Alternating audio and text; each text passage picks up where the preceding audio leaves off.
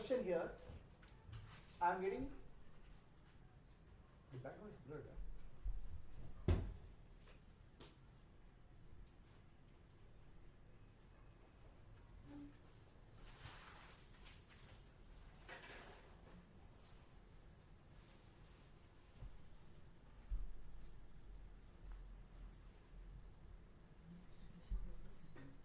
No, this is good camera.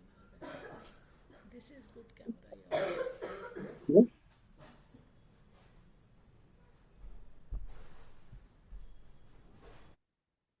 Okay, there's a question here. The question is, I'm getting a lot of my relatives in my dreams. My parents who have passed away in dreams. What does it mean? It means that you are connected to more your biological parents and physical relatives. Okay, so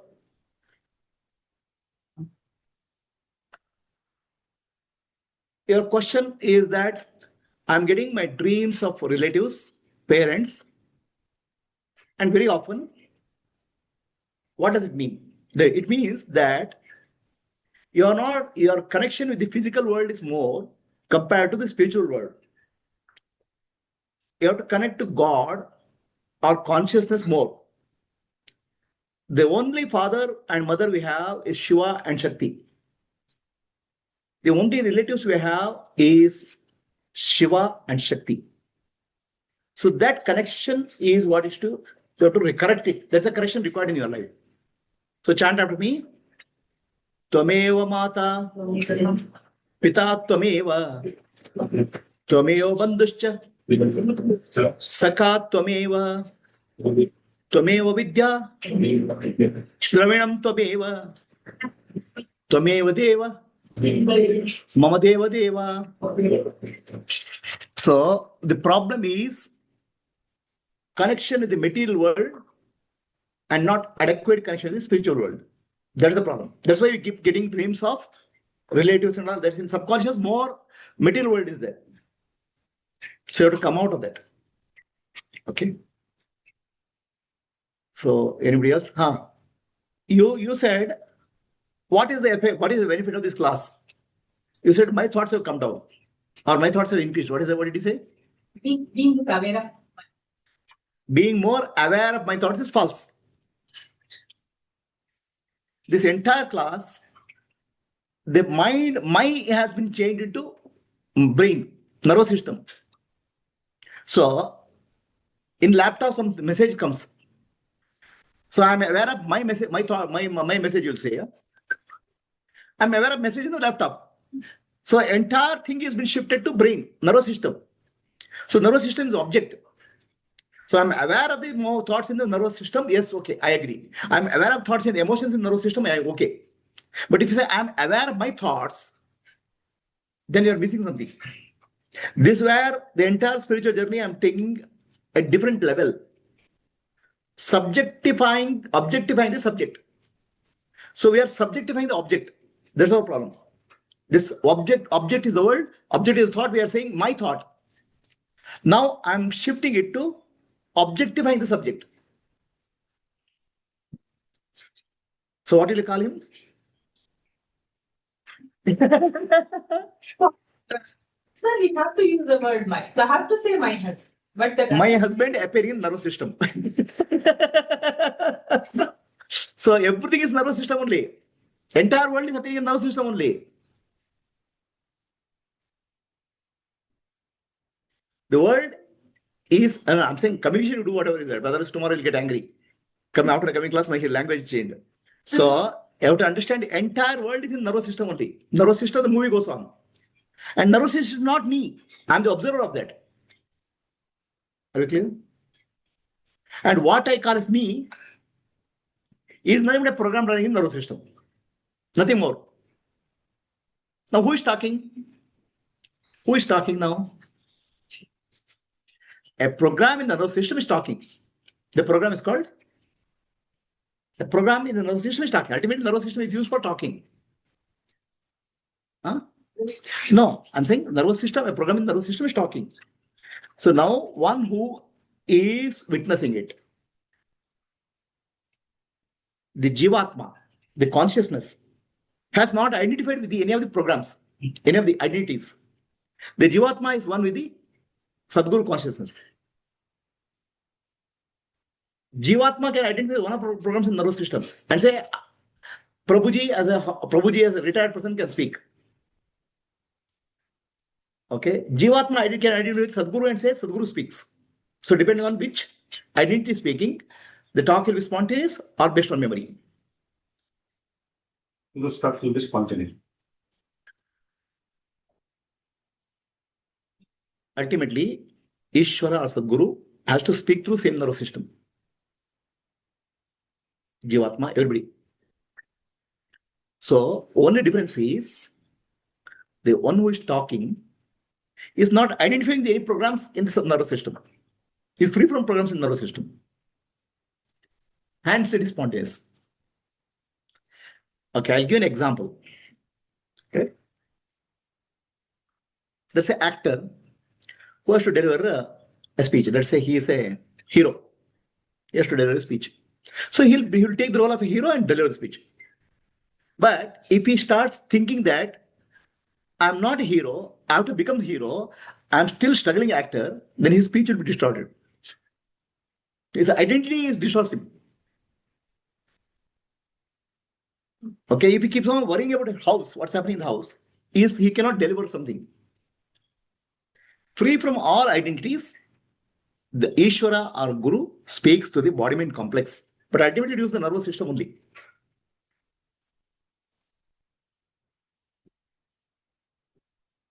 Is the answer clear?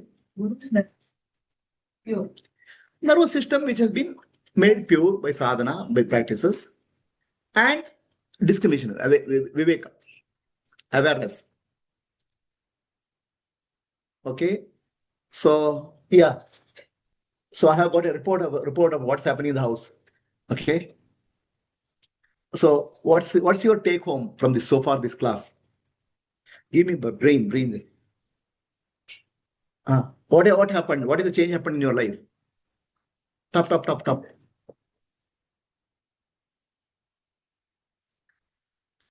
So one thing first I become more aware of thoughts coming in. More aware of thoughts. More aware of her thoughts or more aware of your thoughts? Thoughts in your brain. Okay. In my brain. How is your brain? My brain also is false. Understand? So I hear that it's all stories. All stories. What type of stories you have in life? All sorts of stories. Yes. Thing I can see that my reaction real time. Real time. Oh, very good. Wonderful. Also, any physical activities like yoga, does that indirectly help becoming more body conscious, hence more See, conscious? any activity, physical activity, I have. especially. Hello? No, it's already there. I sent this thing. Yeah. So, the activities like yoga, activities, especially yoga, where body, breath, and mind is together, it helps in becoming more and more aware. More and more aware. See, the first thing in the world is that we have to bring our awareness, body, mind, and breath. That's the gateway to self. Coming to the body, mind, and breath brings us to the present moment. Present moment is gateway to presence, which is Atma. Without going to the present moment, we cannot go to presence. From past, we cannot go to presence. Only present moment is a gateway. That's why becoming aware of body, mind, and breath is important. The sports, let's say sports like tennis and all, is outward focus. It also brings body awareness, but it helps in concentration. Whereas yoga especially helps in developing the becoming more and more present moment awareness. Body, mind, and breath have to come together.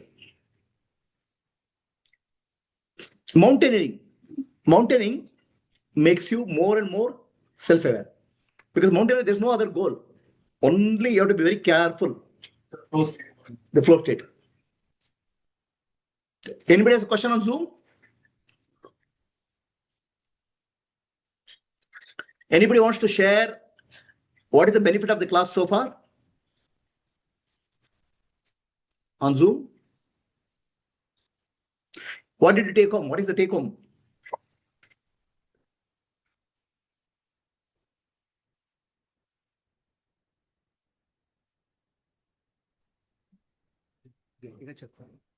Yes? Hari Om Prabhuji. Hari This Om. is Sudha. Sudha, yes, Sudha. Yeah, Prabhuji, I feel some change in me, definitely, in terms of counting my blessings rather than focusing on the harder part of things and inviting grace by recognizing my gratitude and also some stories, like how we build stories around situations and people that also have begun to recognize. Okay, And very good. I've not deconstructed them yet, but We'll I've deconstruct. recognized them. We'll deconstruct it. Don't worry. We'll dismantle you. Okay, sir. Okay. Then who else? Anybody else?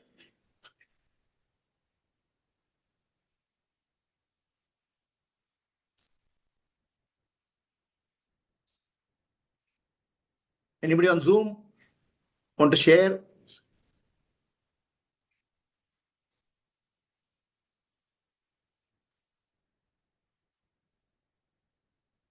Hari Om Prabhuji. Yeah. Who is speaking? Chirantan. Oh, Chirantan. Yes, Master Chirantan. Go ahead. See, from this class, I understood the difference between like pain and suffering. So now I'm able to understand that I'm the cause for the suffering. What is this? what did you say? I'm the cause What? for the suffering. Who's suffering? Like for the pain. Oh, pain. Can come back again? Explain again. So before I used to think that because of one person, I'm like everything is happening all because of him. But now I'm understanding. Repeated thinking about it is making. Very good, Chirantan. You caught it at a very young age. I became old before I understood this. Okay. He says cause of suffering is internal. Thought process. Okay. The next, who is saying? I am able to sleep well after the meditation. My yoga practice has got better, more aware of thoughts. Padma Karthik. Very good, Padma.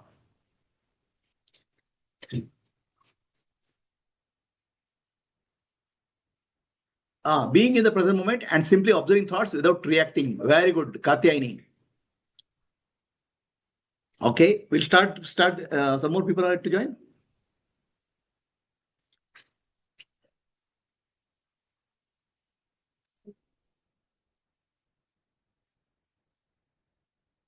Ganpati, no? Ganpati. होता Ganpati.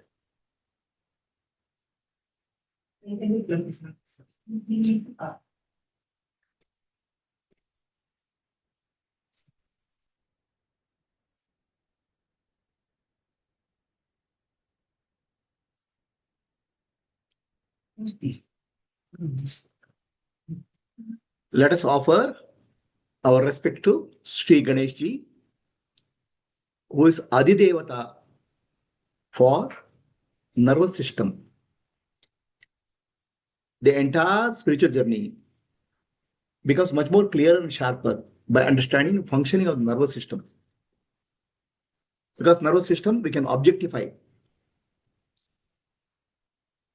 Ganesha is the consciousness in our brain and spinal cord that represents the head of Ganesha. Brain. Om Gam Ganapataye Namaha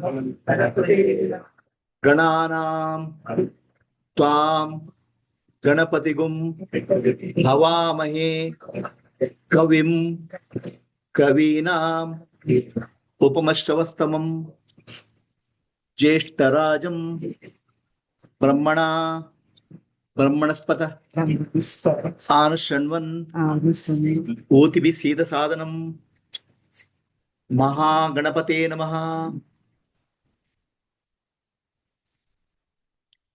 Gananam Tvam Ganapatigum Avamahe Kavim Kavina Upamashravastamam Jeshtarajam Brahmana Brahmanaspati Anashanvan Otibi Sida Sadhanam Maha Ganapate Namaha Om Ganesha Jai Ganesha Pahimam Jai Ganesha Shri Ganesha Pahimam Rakshamam Rakshamam Rakshamam.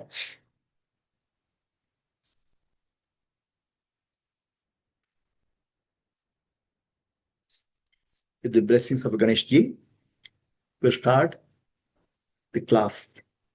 See, no prayer in Sanatana Dharma is mechanical.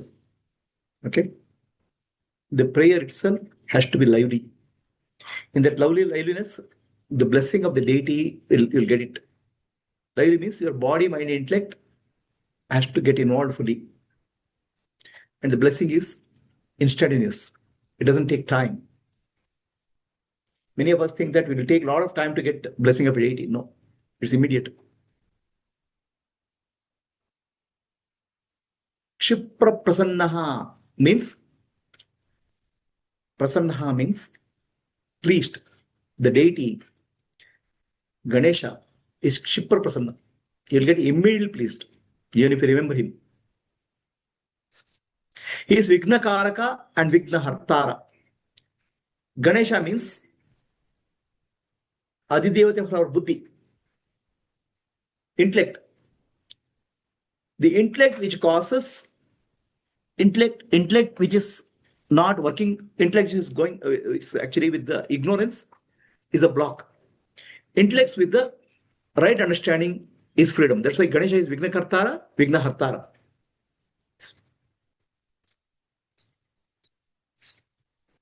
You can sit here. You can just turn this little bit like this.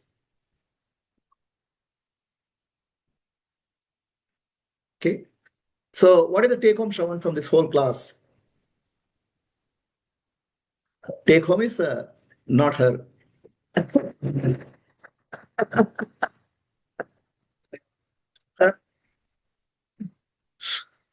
What is the difference you are finding in this?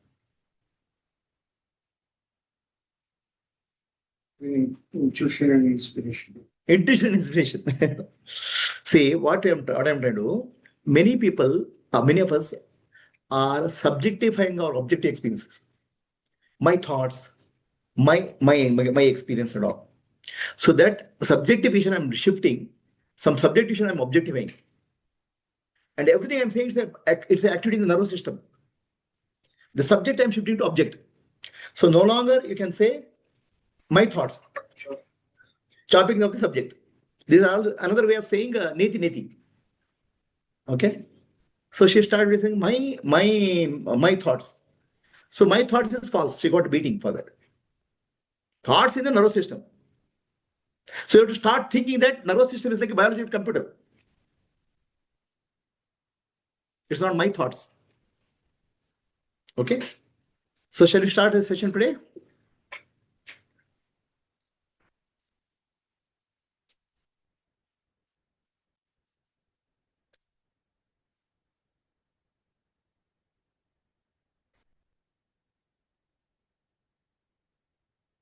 But we can say always my thoughts. While talking to others, see, when you talk to others, how you talk does not matter. Ultimately, what you talk to yourself makes a difference. Right? What is others? Others is just interaction. Ultimately, what you tell to yourself makes a difference. No. We should. Hmm?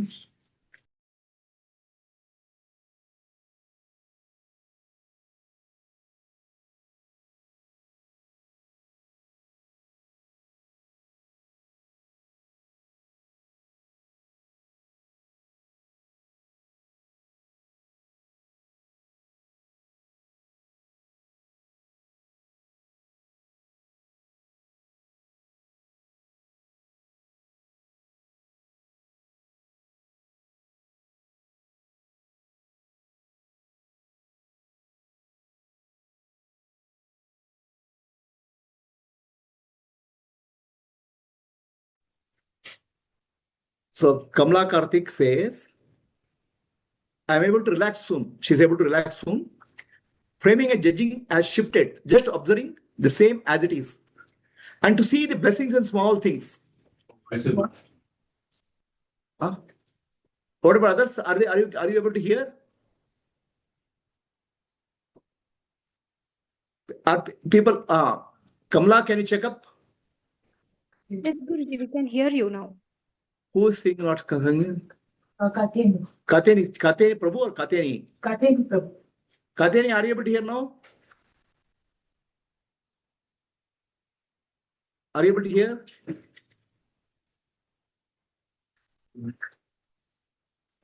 It's muted. Okay, I will explain. Okay. Can you hear now, Kateni?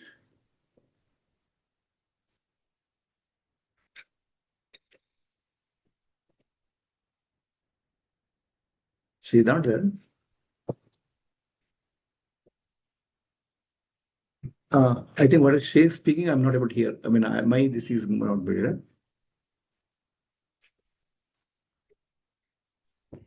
I dropped out and joined again. Okay.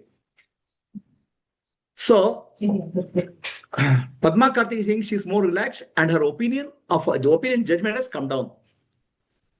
Kamala is saying opinion and judgment has come down. So let us start today's class.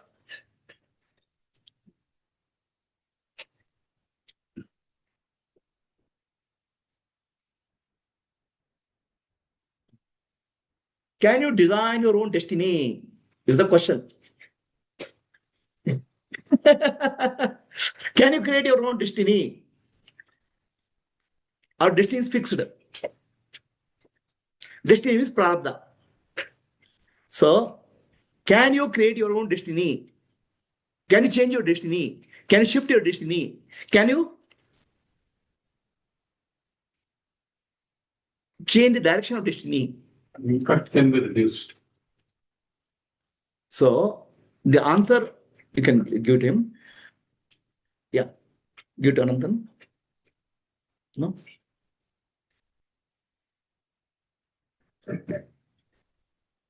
So, can you change your destiny?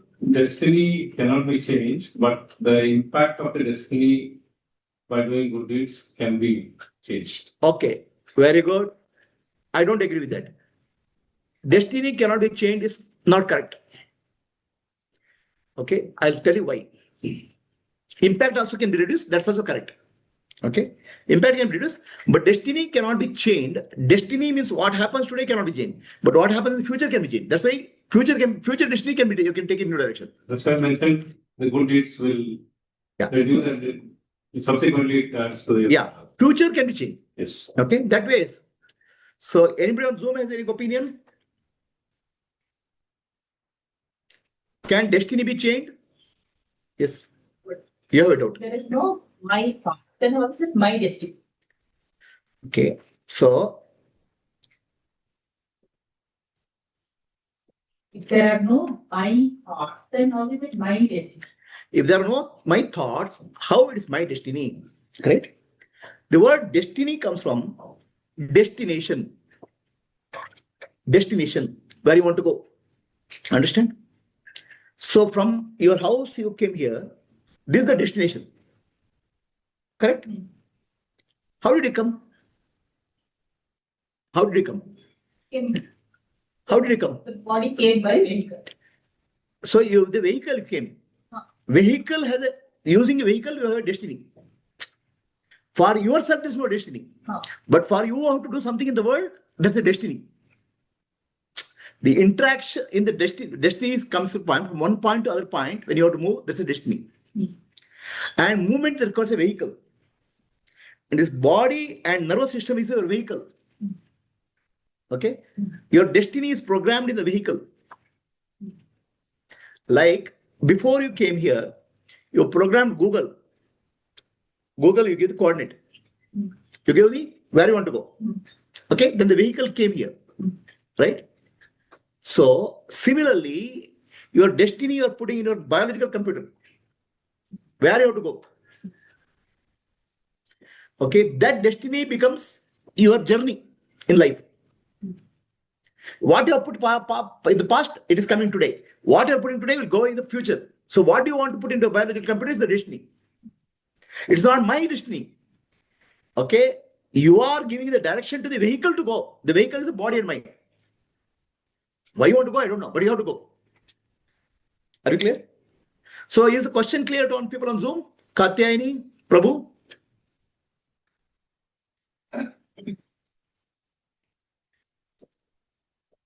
Okay. So, The question Guruji, here. Yes.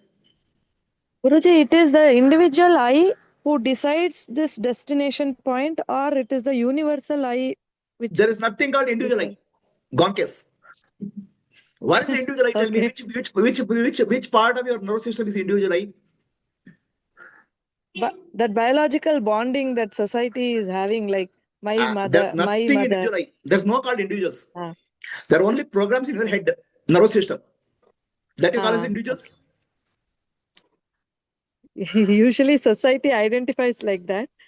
Don't know society. Society ka goli mar do. Okay. First, I'm asking you, last Ah, time showed so many programs running in your head, running in your nervous system, yes. Ah, right? That program is what you yes. call as I. Okay. Tomorrow, So there is no, ChatGPT some prompt you say, the ChatGPT will say, I am speaking like that. That becomes you, is it? no, it is a program. So the program is put in the nervous system, biological computer. How it's you? How it's Got it. this thing? Individual vehicle is there. Got I it, agree. Guru. Body Ah, and nervous system is individual vehicle, but there's no individual ah, consciousness. correct, Guruji. Is the difference understood? Yes, Guruji. Very clear. So there was somebody was saying, Katya was saying, I didn't understand. When somebody told my thoughts, I said my thoughts is false. The thoughts are appearances. Thoughts are a functioning of the nervous system, brain. So brain is an object in our consciousness. So my thoughts to say for an object is not appropriate. So if it's not my thoughts, how can it be my destiny? Are we clear? Is the question clear, Katyani? So now the answer is destiny means a destination is required. When you started from home, you put a Google coordinates into the house. The Google coordinate is a computer. The Google coordinate show this way you have to go. So destination is there, and destiny is the path you have taken. Are you clear? That is taken by a physical computer in a laptop, in your car. So biological computer here, you put a destination. I want to go here, and the journey is taken by the body and mind vehicle. Body and mind vehicle is your vehicle for the journey in the physical world. Okay. So that is what we call as destiny. To say my destiny is a little bit exaggeration, but it's okay. I am going to take this destination. Is the difference clear? Subject, I'm objectifying. My destiny also I'm objectifying. So that's why Ramana Maharshi, when he speaks, he says destiny of the body. He doesn't say destiny of you. He doesn't use the word destiny of you. Is it clear to all? You don't have a destiny. You are the destination. You cannot go anywhere. You are already there. The destiny is for the vehicle which is you are riding. Is it understood, Katyani? Okay. Anybody has a question on Zoom? Now, once I settle the question of destiny, so can you change the destiny? Okay. Let us go to Ramana Maharshi's words. Whatever is destined to happen to you will happen. No matter what you do. Okay. No matter what you do, you can't do. There is a Ramana Maharshi says. What he says? Whatever is destined to happen in the present moment will happen. Whatever you do, it can't change it. Then somebody asks the question, next question to Ramana Maharshi, can destiny be changed? Because whatever is destined to happen is a program already started. The result is coming now. Okay, you cannot change it. Then question asked to Ramana Maharshi is, can the destiny be changed? Ramana Maharshi says, yes, destiny can be changed. You surrender. That means destiny for the future can be changed. Destiny, what happened now, cannot be. By surrender and awareness, you can change the future course of your life. Is it clear? Whatever happened, it happened, past, over. Is it clear to all? Guruji, can you make it an example? Okay.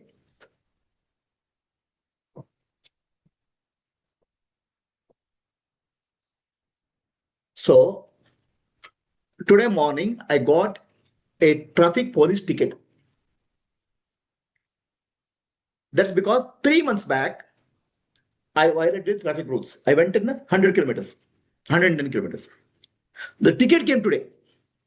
What I did in the past is coming today. I cannot stop it. Okay, I cannot run away from it. Right? But this point onwards, I can change my direction. Next time, I won't go at 100 kilometers. The future can be changed, not the past. Are you changing your future or living in the past? Is the question. Huh? Changing the future. You can change your future. Provided you know what to change, where to change. Can free will be reducing or changing the impact of our destiny? What is free will? What happens in your life today is called prarabdha. You cannot change the prarabdha. How you respond to that is called free will. How you act on that is called free will. It's called purushartha. Yeah. Free will, purushartha is now. Okay, now I got a traffic ticket. I have free will not to pay the fine or ignore it, or next time go still 100 kilometers, or next time go with the lesser speed. Depending on the free will choice that you have done, my future will be changed. Free will is exercising my action today so that my future is changed. Are we clear? So let us go to the next topic. If somebody the ability to take the choice, the free will. Huh? Is the ability to take a choice, the free will? Free will is, actually free will refers to the degree of freedom in your actions, which involves in choices and actions to the extent of your awareness. So if someone, so Maitreyi Prabhu is asking, there's one question here. If someone, what is the question? Before that also. Yeah, can you just move the bit up?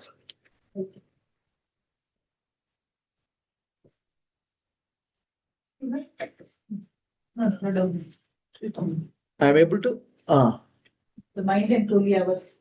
Eventually. If the come down slightly.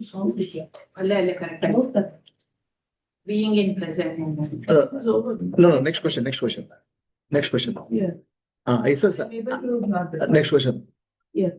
If thoughts are just moments of the mind and not truly ours, then similarly is the destiny of the body also something that will naturally happen on its own.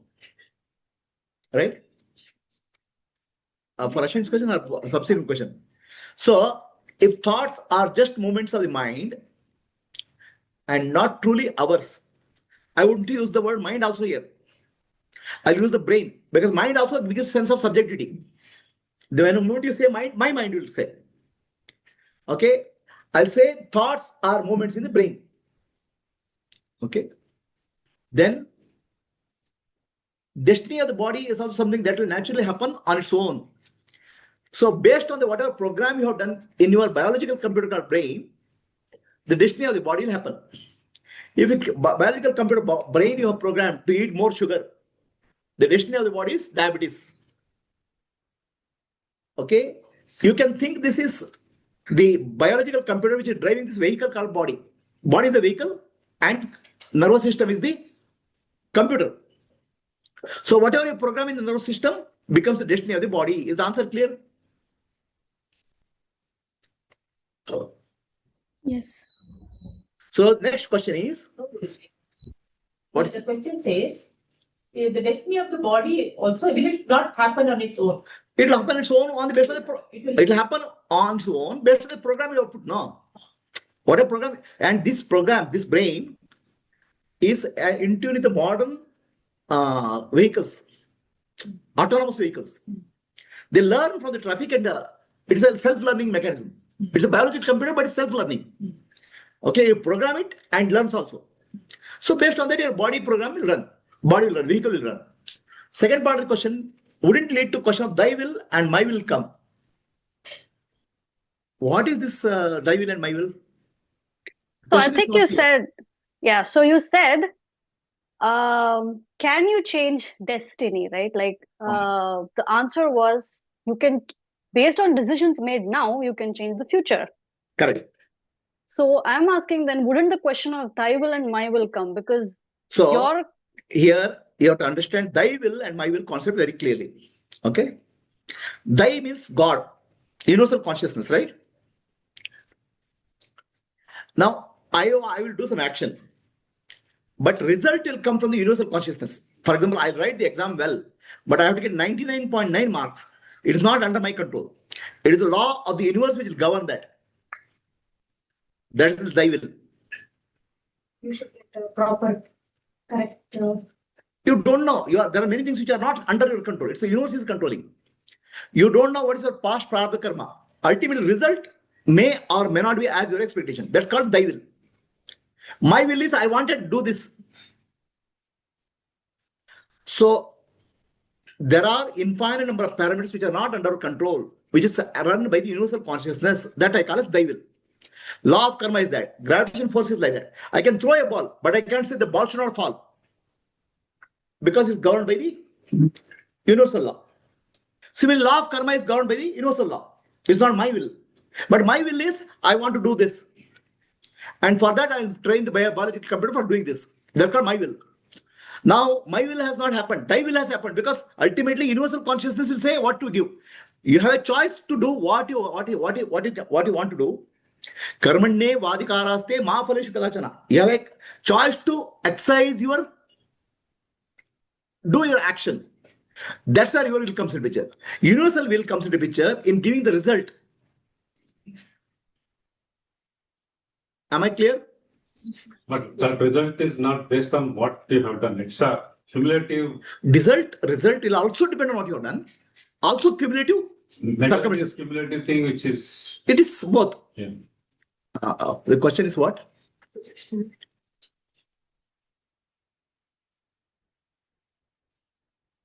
So destiny cannot be changed, right? Because my will always override my will always. No. I can tell. Thy will always override my will. No. See. So destiny, actually you have to bring two factors. What I want to do in my life with this vehicle is called destiny. What happens in the universe is the God's will, which fulfills the destiny. May or may not. Okay. Now, the point here, the destiny cannot be changed because thy will override my will. Thy will doesn't override my will. Thy will work with my will. The best part of that is I am able to synchronize thy will and my will is called grace that will maximize the result. Is the answer clear? If I am able to join hands with God, why fight with God, partner with God, then results are beautiful. It's called grace. Is the answer clear? This is the class about grace. I'm going to teach you about grace. Is it understood? In English language, it's called synchronicity. Our chances of success become more.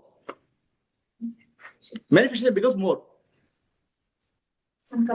Is that answer clear, Maitreyi? I'm trying to still think. What is my destiny? Because destiny is just what is decided, right? Like, what is my destiny? I can't choose my destiny. I would say I want to become this. Let's say I want to say I want to become a doctor. Now the universe will decide, okay, doctor is not for me. This is my path. No matter how much I try, I might not get it because destiny is decided by the universe. I can't decide, okay, this is my destiny, right? So the destiny word in Sanskrit is called prarabdha. Okay? You should go to Sanskrit words. Prarabdha means the actions which you started in the past is giving result now. That's the meaning of prarabdha. That's called destiny in Sanskrit. That's why I give the example of traffic violation. The notice I got today, but violation I did 3 months back. So your destiny is crafted by you, your actions, conscious or unconscious. The result comes as a part of the universal laws.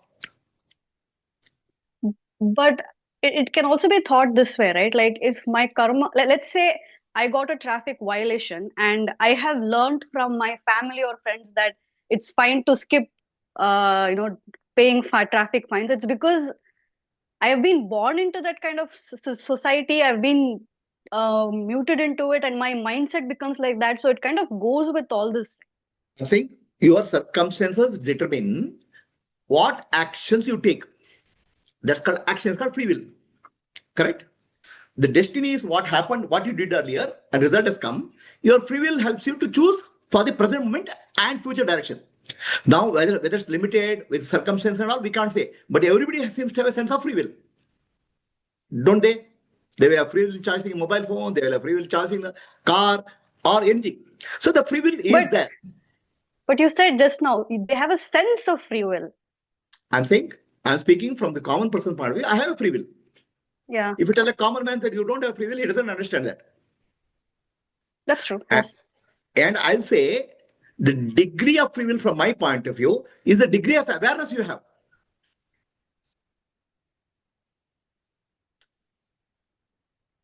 The more you become aware, your freedom choices increases. Guruji, how you become aware is a part of the evolution, which is actually totality functioning. But now here I'm speaking of, as individual, you're not helpless and hopeless. You can correct the destiny.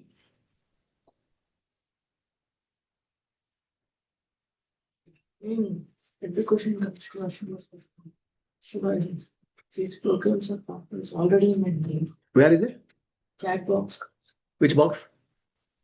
Shiva's. Guruji, if these programs are patterns already in the intellect, which is referred to my mind before any action, where is my will? See, this question, there are two ways of living in life. A fatalism means there's nothing for me. Okay? I'm like a robot going, or I'm like a machine going in this. So Sanatana Dharma doesn't believe in fatalism. It says, you created a program, consciously or unconsciously, in the past. That program is giving result now. But compared to past, now you are more mature. You have learned more thing in life. Experience of life will teach you something. With that, you can correct something. Okay? So life is an evolution process. Life is not hard-coded. Correct something is for the future. When you correct, you'll correct for the future. Past programs are determining what you are today. But by today when you come, you already learned something in life that you would apply to correct in future. Right. Is it clear, Shiva?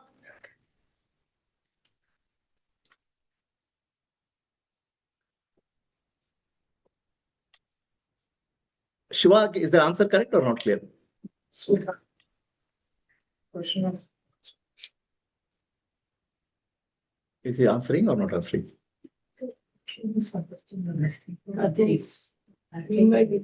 Yeah. Meanwhile, I'll take Katyani's question. If someone surrenders with the expectation that the destiny of the situation change, is that still considered surrender? No. The meaning of surrender you have to understand. The surrender is not a strategy.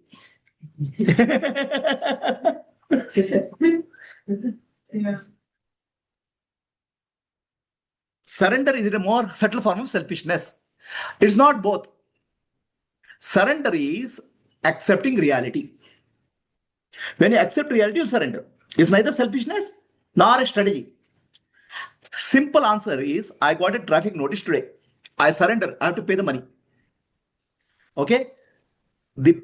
Actually, I accept the situation. I can cry, I can shout, I can run away. But situation I cannot change.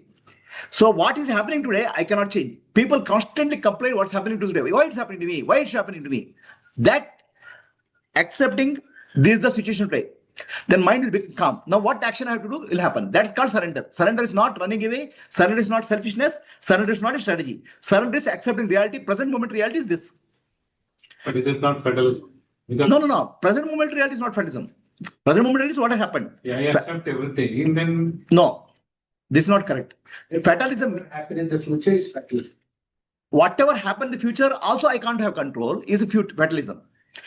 Today, what's happening, I can learn from it. I can change my future. Is called destiny, prarabdha.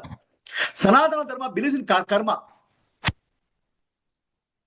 Is answer I clear? didn't get the relevance of surrender when you were telling the story of Ramakrishna Paramahamsa. What is Ramakrishna Paramahamsa's story? You were giving an example some time ago. No, can you? I don't remember. Can you give me example of this thing? It's the story where they ask, can you change destiny? Just before that, you were telling the story. Did it relate Ramakrishna Paramahamsa's story today? Ramana I think Maharshi it was story? Ramana Maharshi. It was Ramana Ramana Maharshi, Maharshi not story. Ramakrishna. Oh, okay. Ramana Maharshi. So somebody, Ramana Maharshi was talking about destiny. Somebody asked Ramana Maharshi, can destiny be? Ramana Maharshi, or rather, Ramana Maharshi says, destiny cannot be changed. It's called prarabdha. What happens to you will happen now, no matter what you do. If I violated traffic, ticket will come today, no matter what I can do, unless I go and influence, change the government. Okay? So destiny cannot be changed. Destiny means what is happening to the present moment, you cannot change. Is the answer clear? First part of the answer is clear? Maitri, or who has asked the question? Yes. Okay. Second part of the question is, can the destiny be changed? Not for the present moment, for the future. Okay. First thing is, the moment destiny happens to you, you have a choice now to respond to the destiny, right? That's called Purushartha, means free will. Destiny you don't have control. Free will you have a control. Am I clear? Yeah. Destiny is of three types. Hard destiny is called Tivra Prarabdha. Madhyama destiny is called Madhyama Prarabdha. And low destiny is called Lagu Prarabdha. Light Prarabdha. For example, somebody during Corona time got a fever. Okay? So Lagu Prarabdha, he can take a medicine. He has changed the destiny now. He has reduced the impact of destiny by taking a medicine. Somebody has a Madhyama Prarabdha. He has to be admitted to hospital, then he'll get cured. Somebody has Tivra Prarabdha, he cannot be cured, he can die. So destiny is of three types. Lagu, Madhyama, Tivra. Destiny is same, fever is the same, but reaction or free will is of three types. To change, reduce the intensity, change it, or eliminate it. Is this answer, is this part clear? Kateni? Yes. Okay. So now, out of that, Lagu and Madhyama you can handle individually. Very Tivra Prarabdha, something is inevitable, we have to surrender. Surrender means grace. You can invoke grace. What is grace? I'll tell you in the next sessions. Tivra Prarabdha, something which you cannot do anything, grace can intervene. And how grace intervenes, will tell in the future, in this section. Are we clear? Clear? So Ramana Maharshi says, destiny can be corrected with a surrender. Surrender means accepting the present moment. What has happened to happen. Now, once you accept it, your mind is calm. When the mind is calm, right action can happen. Otherwise, only reactions will happen, and reactions will not. Destiny will continue. Is it clear? There's an expectation that you want to correct the destiny. That's okay. No. Surrender means, the surrender, meaning of surrender, you have to understand clearly. Surrender means acceptance of what is happening in the present moment. So, for example, I got a traffic ticket. I don't accept this. This police, this whole department is corrupt. They have sent traffic notice to me. They sent to neighbors. I don't accept. Then my mind gets agitated. I'm not accepting the present moment. Not accepting the present moment is called not surrender. Surrender means accept what is happening to you now. Then take a corrective action. The corrective action is two types. Change what you can, accept what you can't. Change what you can belongs to two categories. Lagu prarabdha and madhyama prarabdha. Accept what you can't becomes the tivra prarabdha.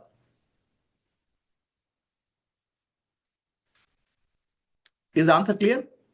Guruji, that Ramana Maharshi's second point, you can change the destiny. It is like we are accepting it. So then where is the point of changing the destiny? No. Accepting what is happening now. Accepting what is happening now. But what you do now, after surrender, you take a right action. That's why it will change the future.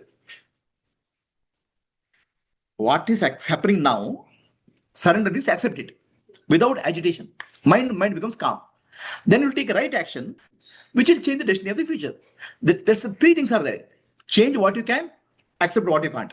Then seek the wisdom to find the difference between the two. We don't have the wisdom. Find out what is what. Change over. Right? What you do now will change your future. Depending on the extent of your awareness. So, is Kartikeyan's answer clear? Shiva, your question is answer is clear? No, Shiva had asked for a... 1 minute. Hari Om Guruji, it is a name confusion, Guruji. It is Anupama. Okay. Okay. Yeah, it is clear now, Guruji. Yeah. So, thought like I want to become... thought like I want to become like that. That also is a destiny or destiny only about spiritual. See, destiny, the word destiny comes, okay? There's a destiny if there's a karma, action. If there's no action, there's no destiny. For I am the self, there's no action. I am Atma, I am Brahman, there's no action. It's Jnana. Jnana is not action. Destiny is, I want to do this, I want to do this, I want to achieve something, I want to purify myself, I want to do this puja, I want this ritual. That's called destiny. Karma is involved. Where karma is involved, it's called destiny.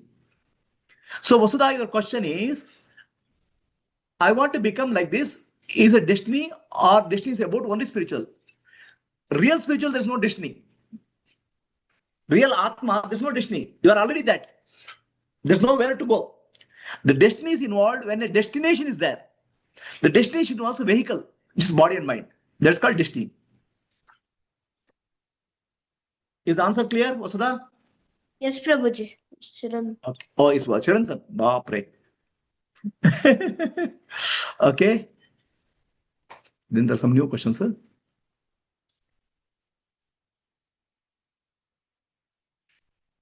I am remembering confessing in some other community. The confession has nothing to do with what you're speaking. Confession is only confusion. Okay. So the confession don't confuse with the acceptance and surrender. So confession, people do some sin and they go and confess to somebody and then sin is forgiven. Okay. It's also called repentance. Is the answer clear? Whereas this is nothing to repentance. Is accepting this I have done, I'll accept what is my karma. It's accepting self-responsibility. Repentance or confession is about sin done. In Sanatana Dharma, we don't accept sin at all. There's no sin. In Sanatana Dharma, we call you're all divine children. Amritasya putraha. Where is the sin? Sin is there in other communities. There's no sin here. You can do a mistake. Okay? You can do an error. Error can be corrected. Past you cannot go and correct it. No amount of repentance will correct it. You can cry over it. Doesn't matter. It can, only you damage yourself. You can only say, I will not do it in future. I will not do it in future. That's why it's called prayaschitta. Prayaschitta is not repentance. Prayaschitta is not crying over the past. Prayaschitta is tomorrow I will not do it again. So for that you will pay fine. That's why 100 rupees fine concept I have brought. So that tomorrow you don't repeat the mistake. So prayaschitta has nothing to do with repentance or confession. Is that answer clear?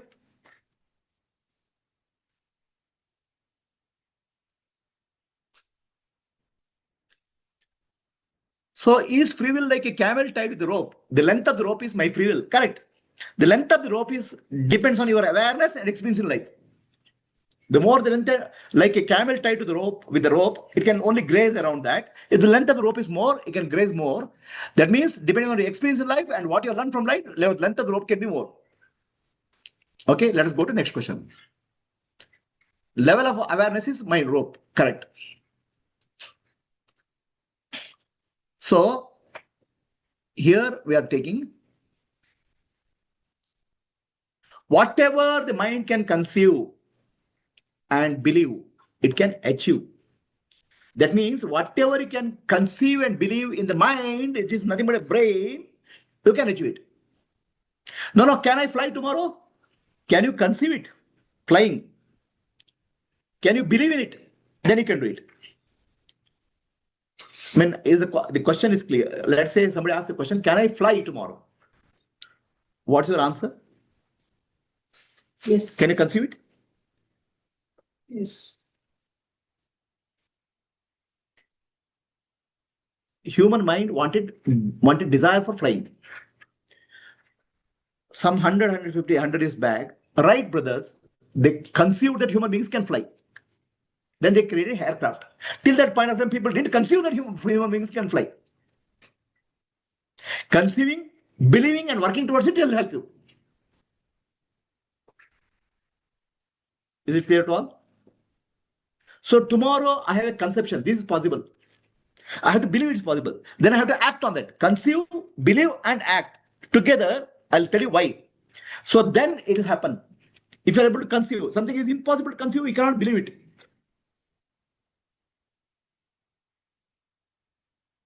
Three things have to come together. Conception, belief, and action. Matching with that. Right brothers believe that aircraft, human beings can fly, but they don't act, then nothing will happen. Action is required.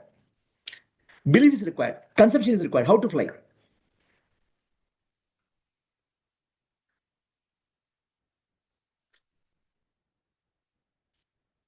So let me take what blocks our life. What blocks our energy?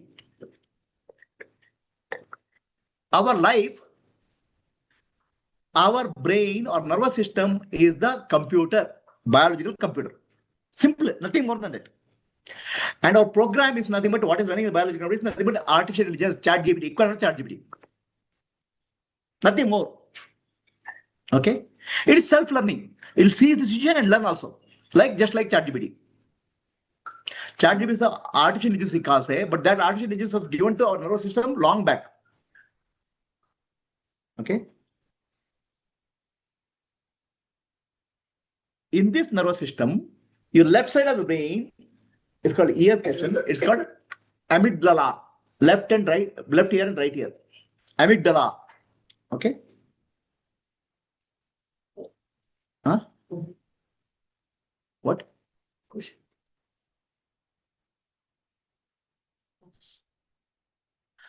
The question Padma is asking, are the patterns is a reason the mind is not able to conceive and believe? Correct. The pattern is the reason, and how to correct the pattern I am teaching you. There's a pattern in our nervous system. Okay. So, nervous system, let's say somebody sees here. Okay, what he sees? He sees a spider, or she sees a spider. It goes to the visual thalamus, eye area, where it identifies as a spider. Okay, then it goes to visual cortex, where, oh, this is a spider recognized. And from there, it goes to amygdala. First processing is fire alarm. Danger signal is there or not? Okay, understand? Now, if amygdala level, fire alarm level is high, suddenly even a small cockroach will become big fire alarm.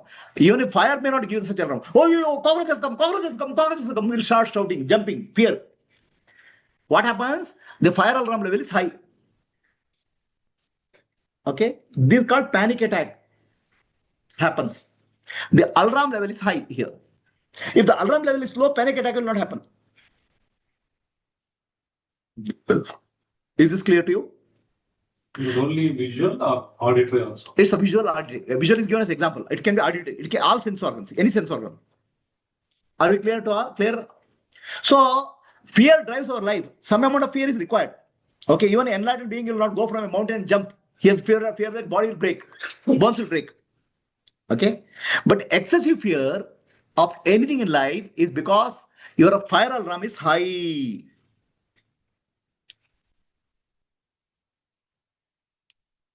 Is this clear to all what I told?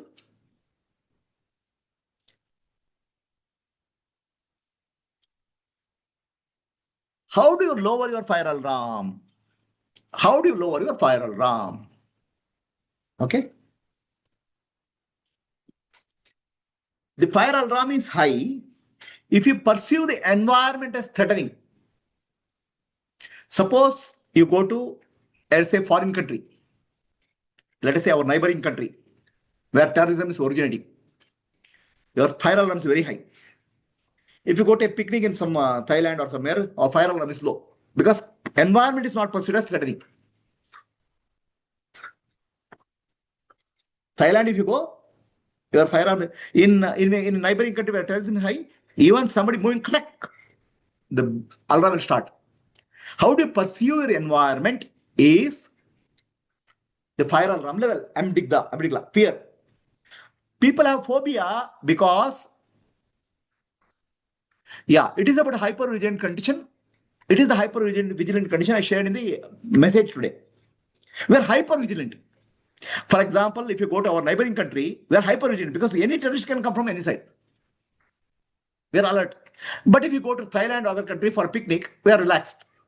The alarm levels are low. So suppose the fear is lying in you. What is your perception of the environment? Is you perceiving threat around? Is the question. Clear? And this is where panic comes.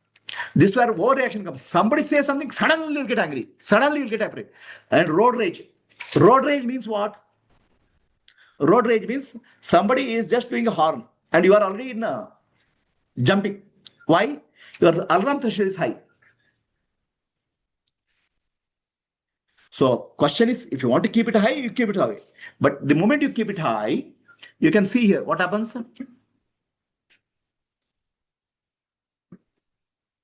So this amygdala will send a message to your nervous system. Here, nervous system message is gone. So it will increase the heartbeat, it will get blood pressure, all those things are increased. You're going to parasympathetic response. Okay? And amygdala, fire alarm is high. If your cortisol level is high in the body, already stress is there. And cortisol level is high today for various reasons. Huh? Yes, Vipin sir, what is the question? Guruji, does the true achievement not lie in the total dissolution of the mind and ego rather than fulfillment of world desire? So Vipinji, the true achievement is to realize that mind itself is not there, not dissolution of the mind. You don't dissolve the mind. You understand mind is not there. Okay? The dissolution of the mind is required when you think mind is real. Then you dissolve the mind.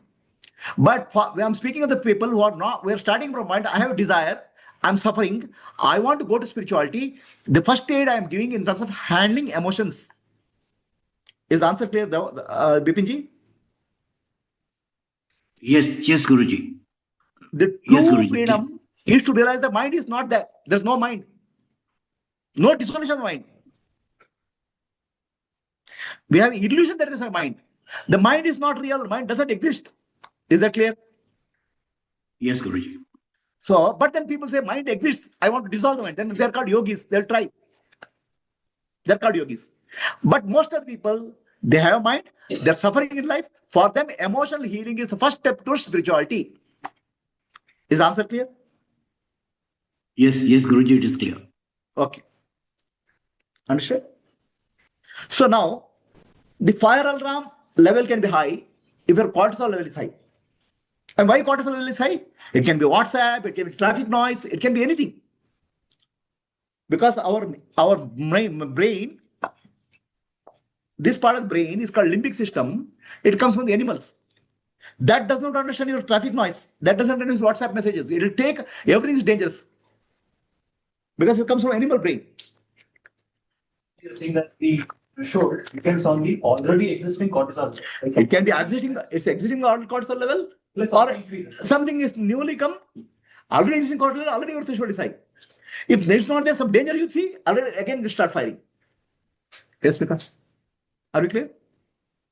I thought yes, you were going to add the comment to the cortisol level. My cortisol level. The moment she opened, oh, doctor is opening also. I thought my cortisol level will be up. I may be saying something wrong, medically wrong. Are you clear? Now let us reduce our cortisol level. Okay?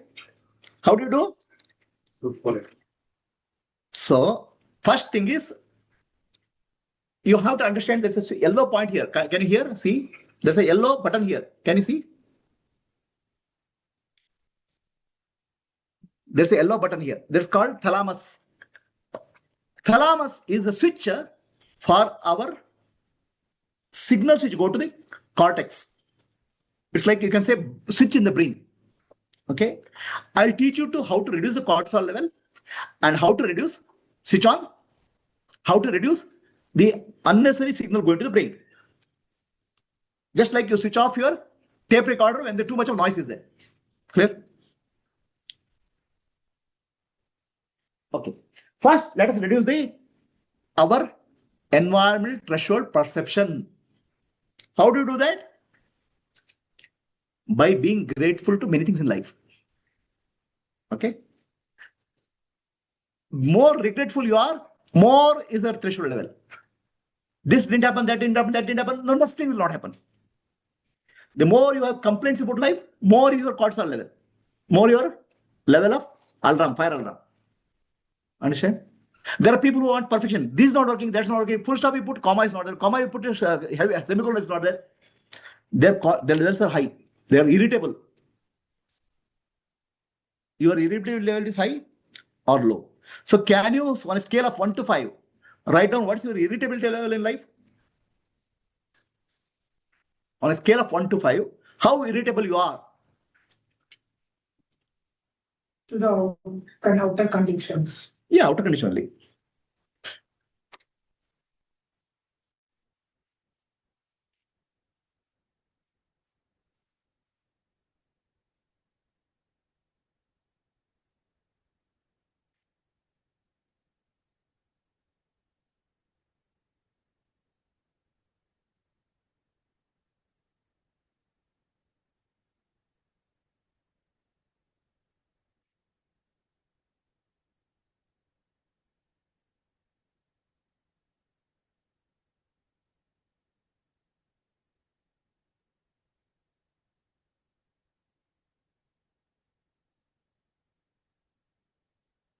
So if your irritation level is more than 2, that means you have to cortisol level, you have to reduce.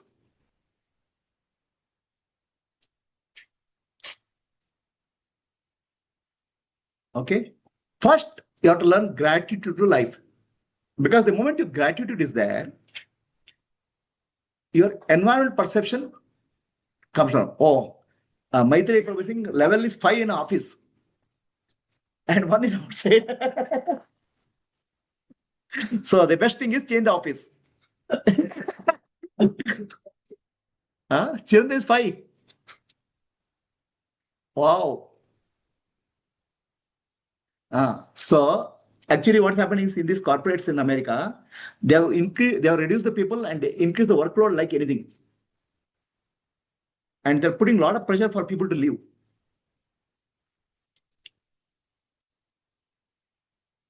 So let us first be grateful to what all we have in life.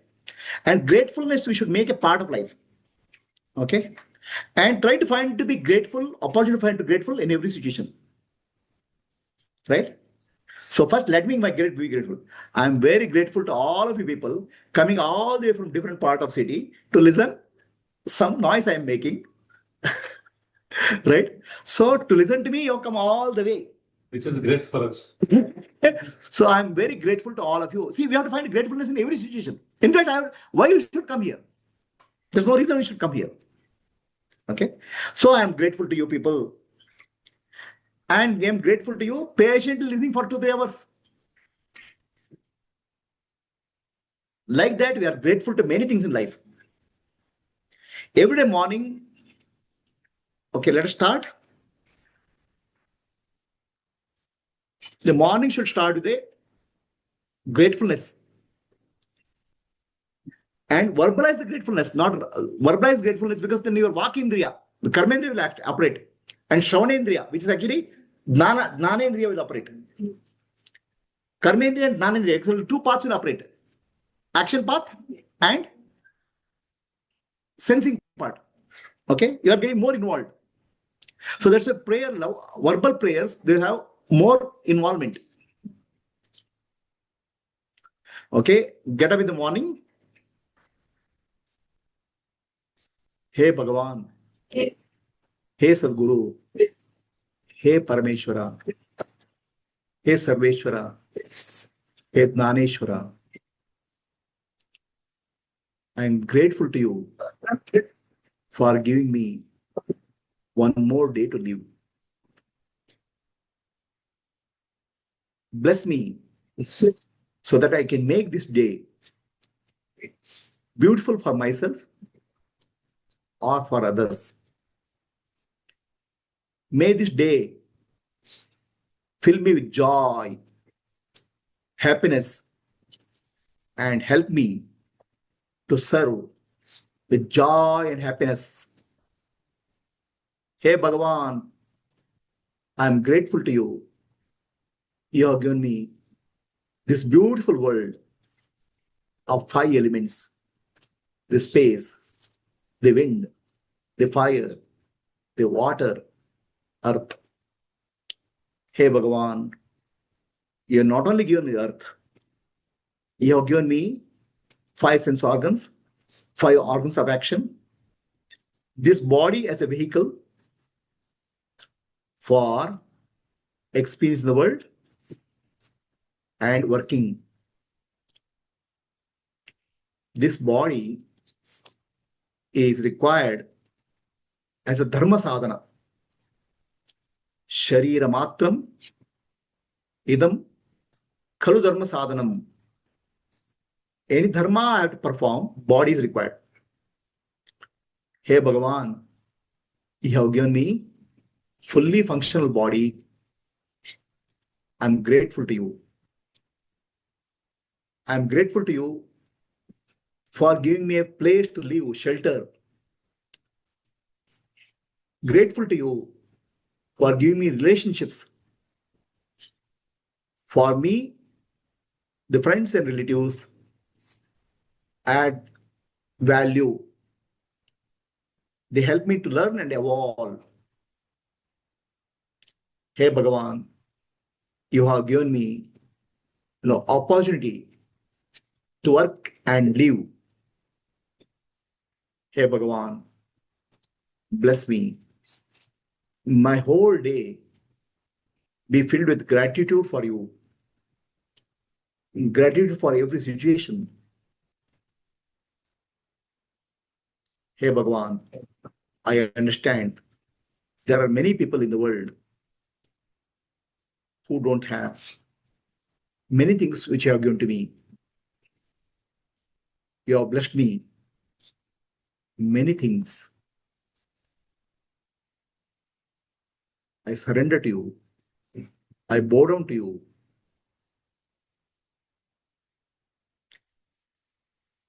The moment you say this,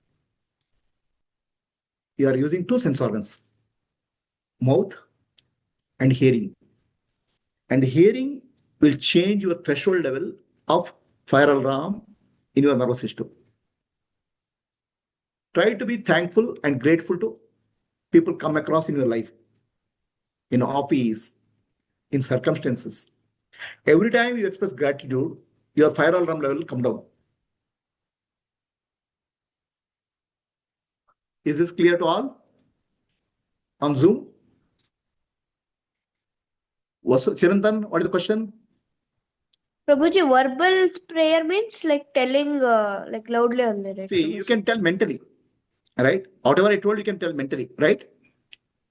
But when you tell verbally, your mouth, what a sound comes, your ears will hear. The feedback loop will be closed internally. But Prabhuji, Gayatri mantra and all, they tell it's better to chant mentally. Why? That is a mantra. Mantra, I'll take it a separate class. Okay. Okay, mantra is a different class. The mantra chanting is 3 types. Sankirtan is loud, Upamshu means at mouth level, Manasika is mental level, Ajapa means deep inside. There are 4 levels of chanting mantra, and each of them have a different benefit. Okay, Prabhuji. Okay.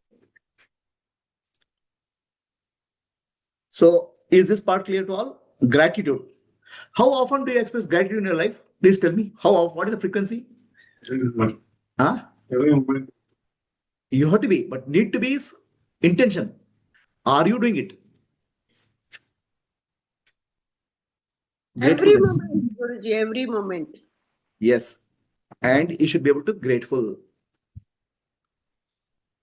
One more thing I am having question, Guruji. Huh.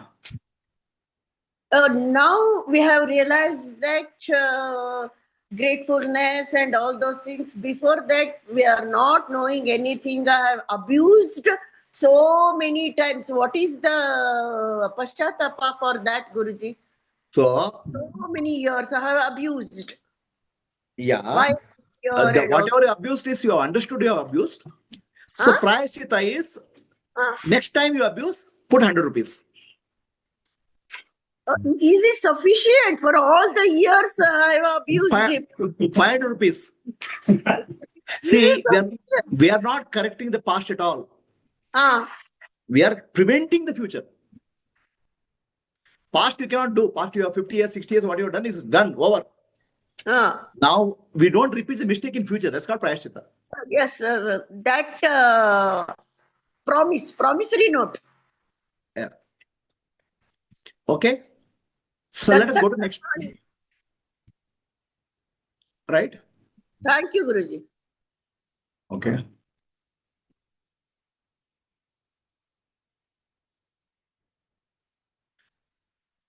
So Maitri say every 2-3 days. Why every 2-3 days? It's every 2-3 times a day, or every 2-3 days once in a while will give a gratitude. I was doing every 2-3 days. I'm gonna change it to make it every day now. Every day and as often as possible. Be grateful to everything. Right? A train is late, be grateful. A train is fast, be grateful.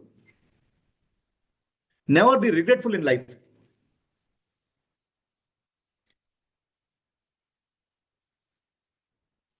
Okay? The moment you regret, you are increasing threshold. Your panic threshold increasing the nervous system.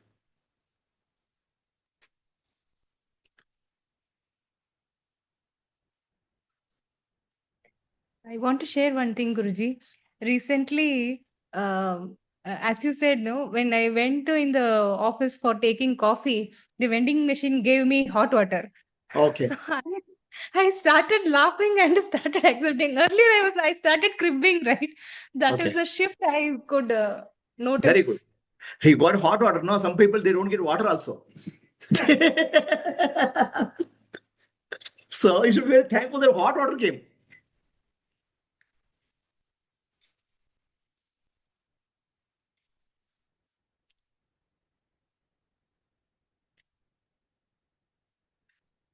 So we'll take up the next question.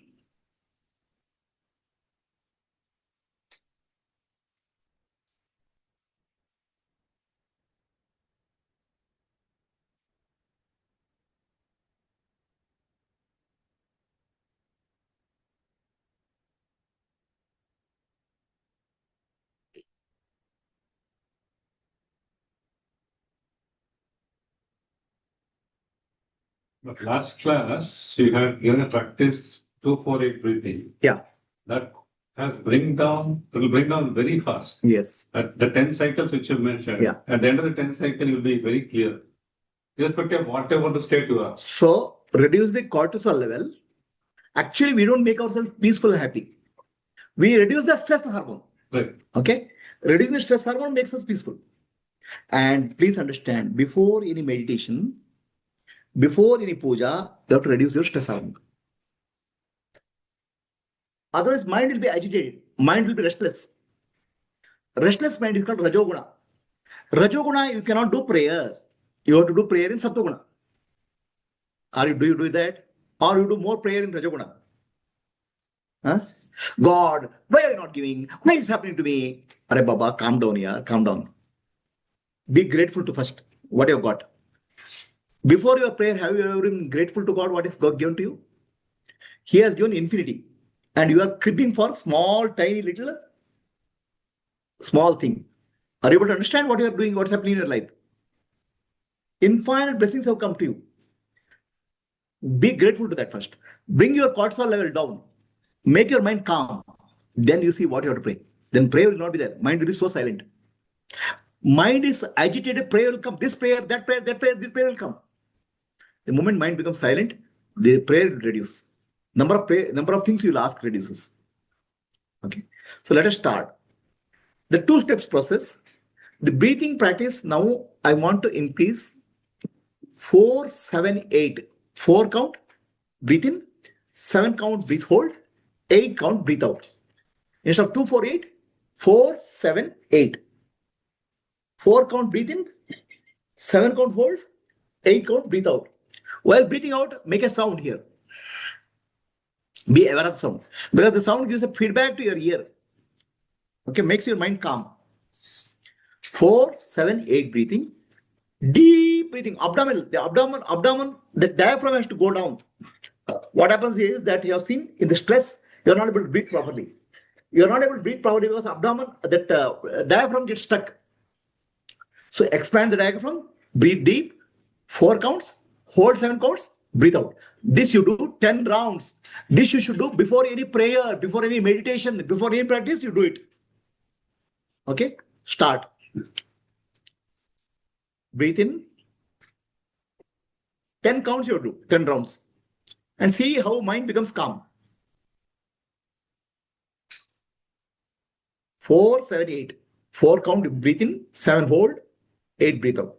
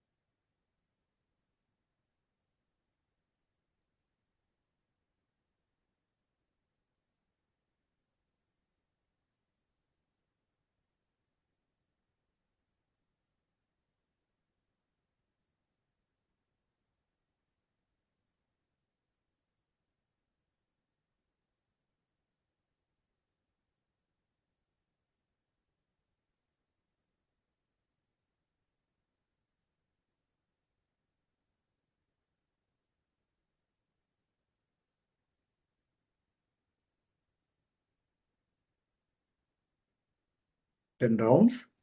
Sit quietly. with your attention on Adna Chakra, forehead center. Mind has become very calm and peaceful. Mind is very relaxed.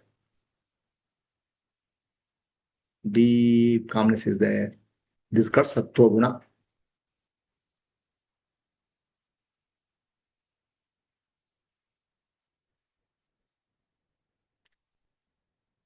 Now open your eyes and observe me.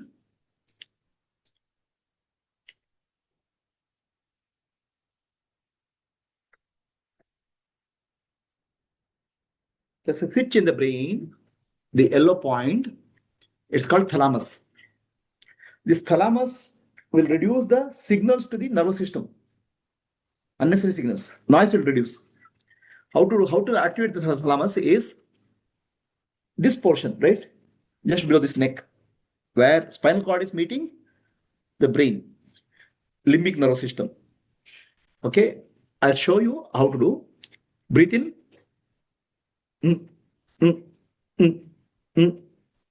The pulsing has to happen here.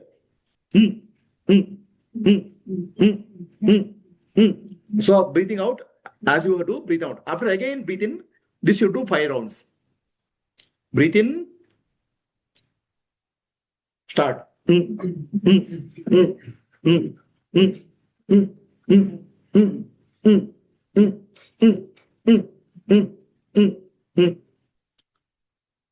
Second round, breathe in.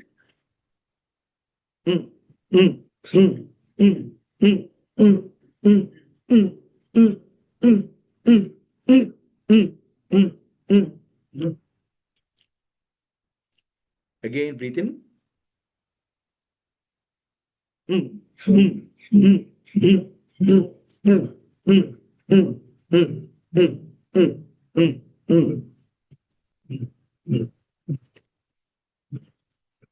Last round, breathe in.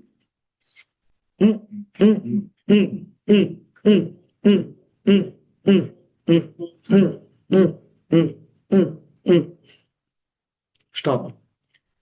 Take your attention to Adna Chakra. Sit silently.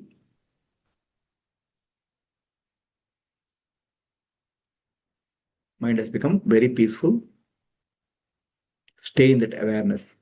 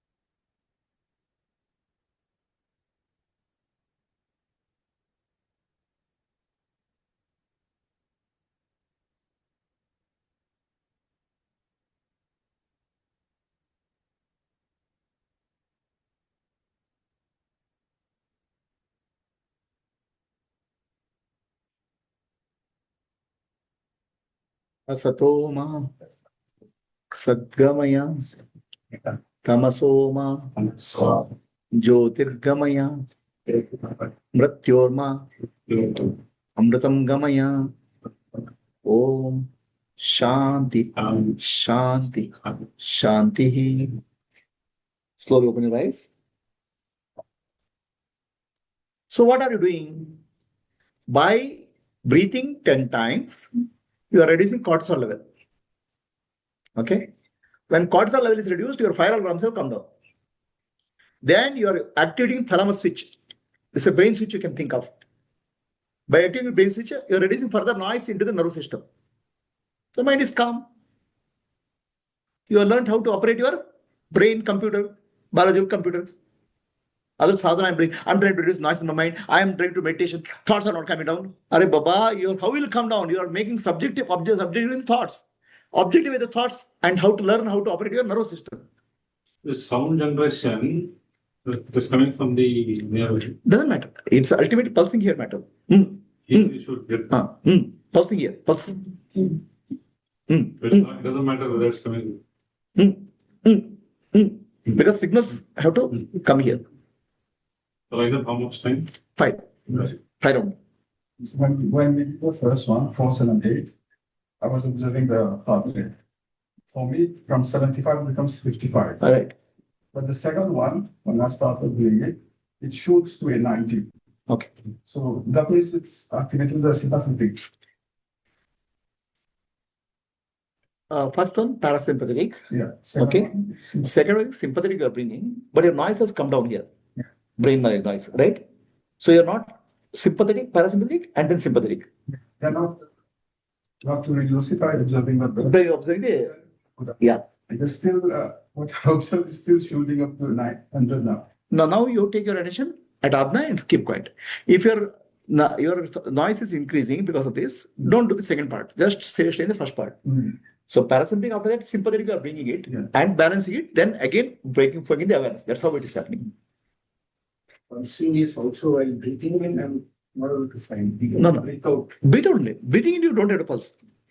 Breathe out is pulsing. So if you feel comfortable only doing first part, please do it. Or second part, you can do Brahmari also.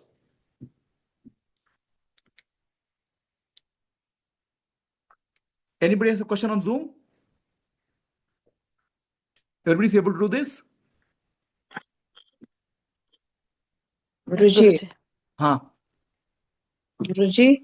Yes. Namaste. Namaste. Yeah, go ahead. Namaste. Yes. Go ahead. Who is speaking? Rekha. Rekha, Henry. Namaste. Namaste. Shantama. Shivamma. Namaste. Shivamma, namaste. Aramadira? Namaste. Namaste. Namaste. Namaste. Good. Namaste.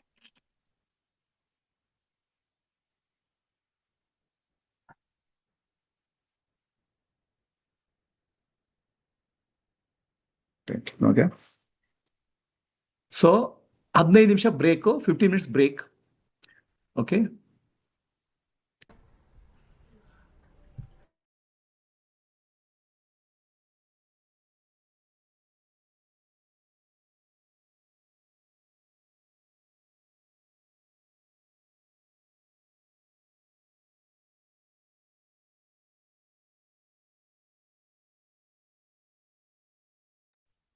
Shall we start? This screen is so small. Why? Width is not there. The resolution is changed. I don't know what to do for that.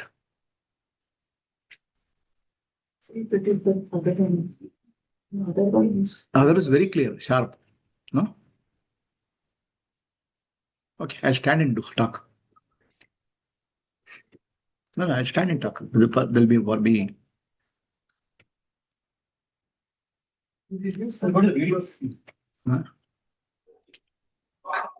Guruji yes camera ಸ್ವಲ್ಪ ನೀವು focus ಮಾಡಿದ್ರೆ ಕೂತ್ಕೊಂಡ್ರೆ ಆಗತ್ತೆ ಇಲ್ಲ ಕೂತ್ಕೊಳ್ಳೋದು ನಿಲ್ಲೋದು ಬೆನ್ನೋವಿಗೆ.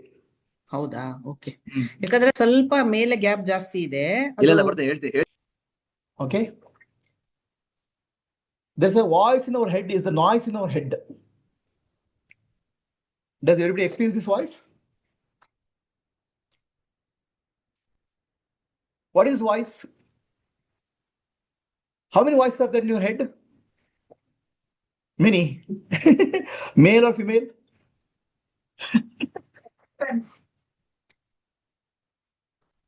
The voice in our head is constantly telling something to us.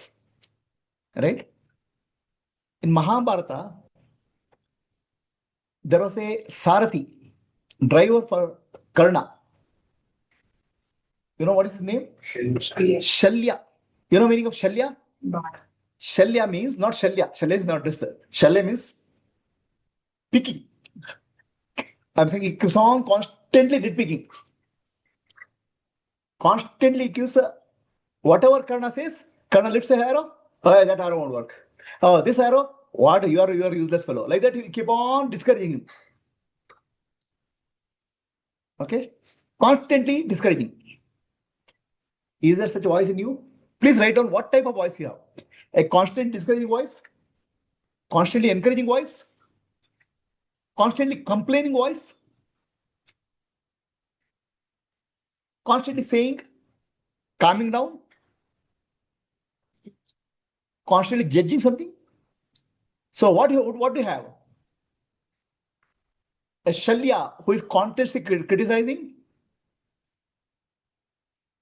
and somebody who keeps on giving advice called Vaidya, Shalya or Vaidya, doctor.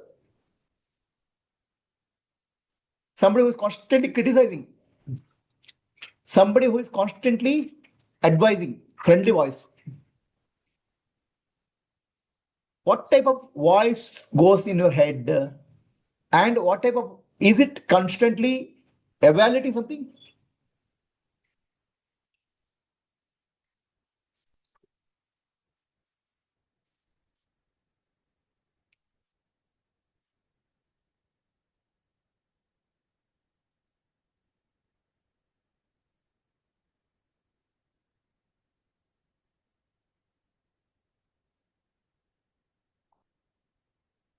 Constantly finding fault, fault finder. Anything you find a fault. And constantly doubting.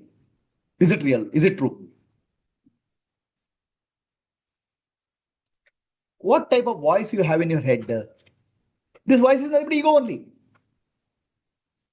The voice is the noise in our head. It depends on your trigger. I'm saying, by and large, what is there? Sometimes criticism. Sometimes nothing is there, by and large. Then there's no problem, no? If there's something only I'm asking. All happens because of some trigger. Yeah, ultimate trigger is external. Correct. The noise is internal. True. Even without triggers, voice to continue. Yeah. Okay. Guruji, here the positive voice also is a noise, Guruji.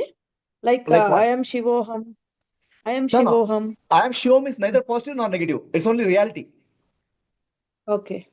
I am Atma, I am Brahman is neither positive nor negative. Positive and negative is related to the world. Oh, okay. Okay. And why does this noise come? Why does this noise come? That's because of this reason. Ego. What you tell to yourself, about the world.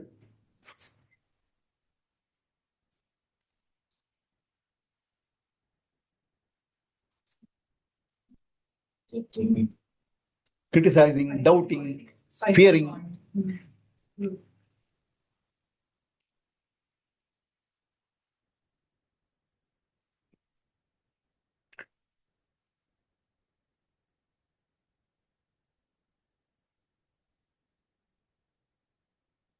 Even instructions is also nice. Like ಕನ್ನಡದಲ್ಲಿ ಹೇಳ್ಬೇಕಂದ್ರೆ ಅಯ್ಯೋ ಯಾರು ಏನ್ ಅನ್ಕೋತಾರೋ ಏನೋ What will people think of me? Okay, what will people think of me? This is called self-consciousness. So what troubles you most? Ultimately, you should know what troubles you most. It looks like a friendly advice, but really it is not friendly.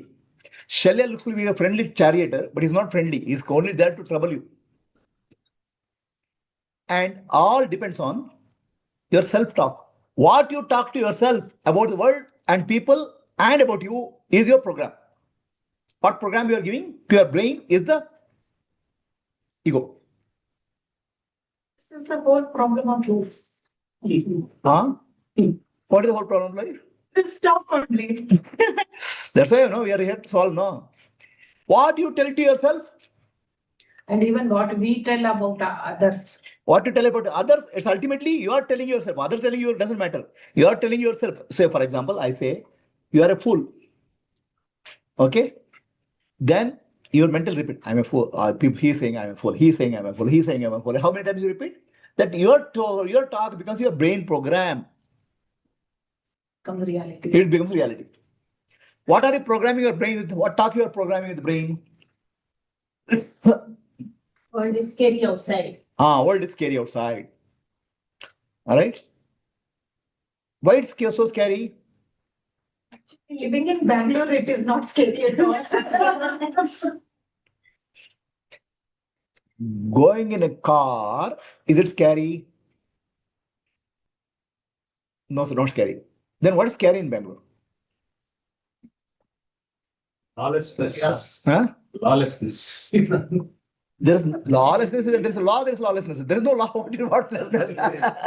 Okay, if you see Uttar Pradesh, Bihar, Rajasthan, it's so blessed to be in South. So basically, what you tell about the world and what you tell about yourself is the voice in the head. Okay. Are you telling the world is fearful? Then your alarm bells will be antenna will be high. Wow, wow, wow, wow, wow. Okay. Whatever programming you are doing to your biological computer, you should be very careful and aware. And the language is for a software language, programming is C, Python is there, right?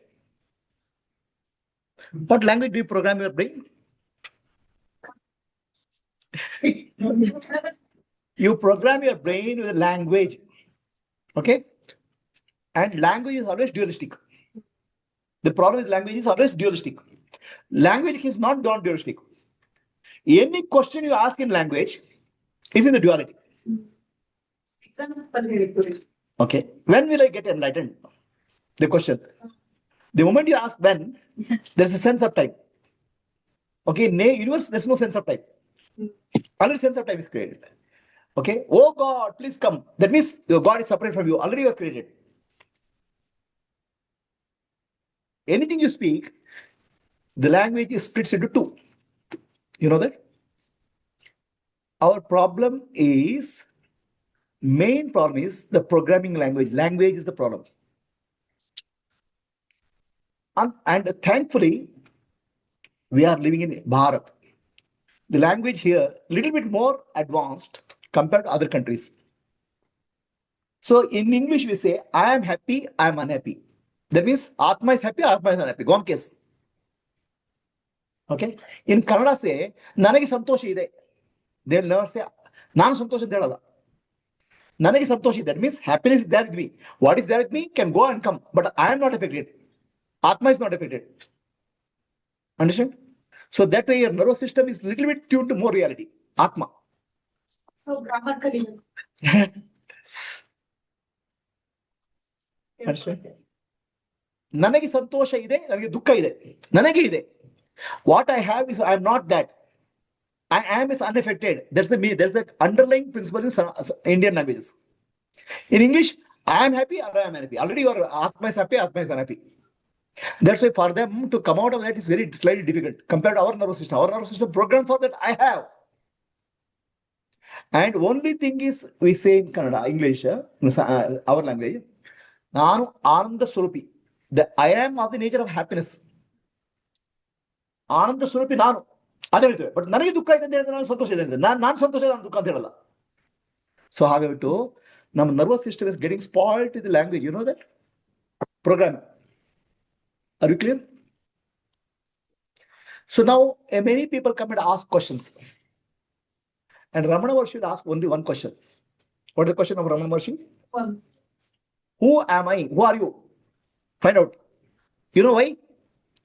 The moment you ask question, there's a subject-object duality already there.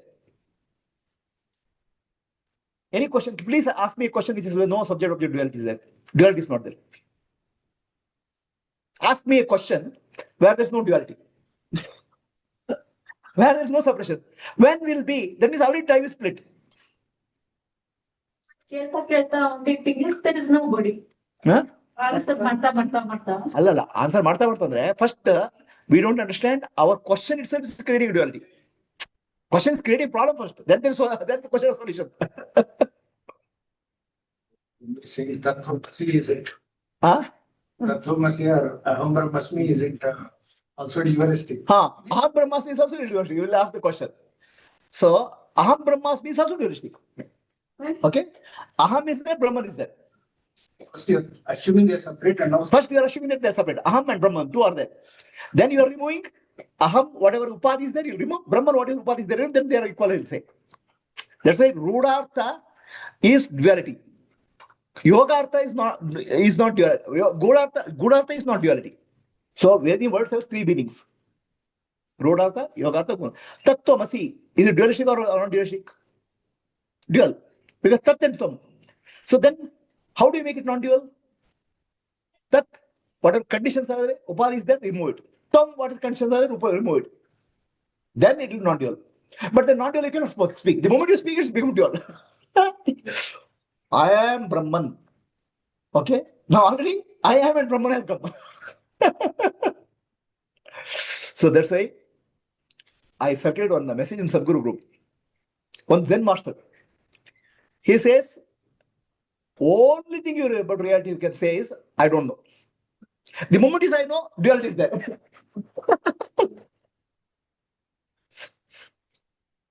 I know means there's already dual. I know Brahman, duality. I am Brahman, there's a duality. I am Brahman is a pointer. That's not a statement of knowledge. I am Brahman is a pointer. Shivoham is a pointer. Shiva, Aham, both are there. Okay? And very, very typical question to be people in Negava. Tattvamasi, you say, I am Brahman enlightened. When will I get enlightened? Okay? The moment whatever answer again, they'll get angry. You're not making commitment. I said, here and now. How is possible? I'm not feeling Brahman. I am feeling Brahman is also dualistic. I know Brahman is dualistic. And language creates a sense of duality. Only language which doesn't create a sense of duality is what? Anybody has a guess? Silence. In silence, there's no duality. That's why someone says, Summaniru. The moment you ask a question, you create it. So, the moment you ask a question, okay, who is speaking? I am speaking or God is speaking to me? Already duality. You are creating a problem, then asking a question. What do you let tell?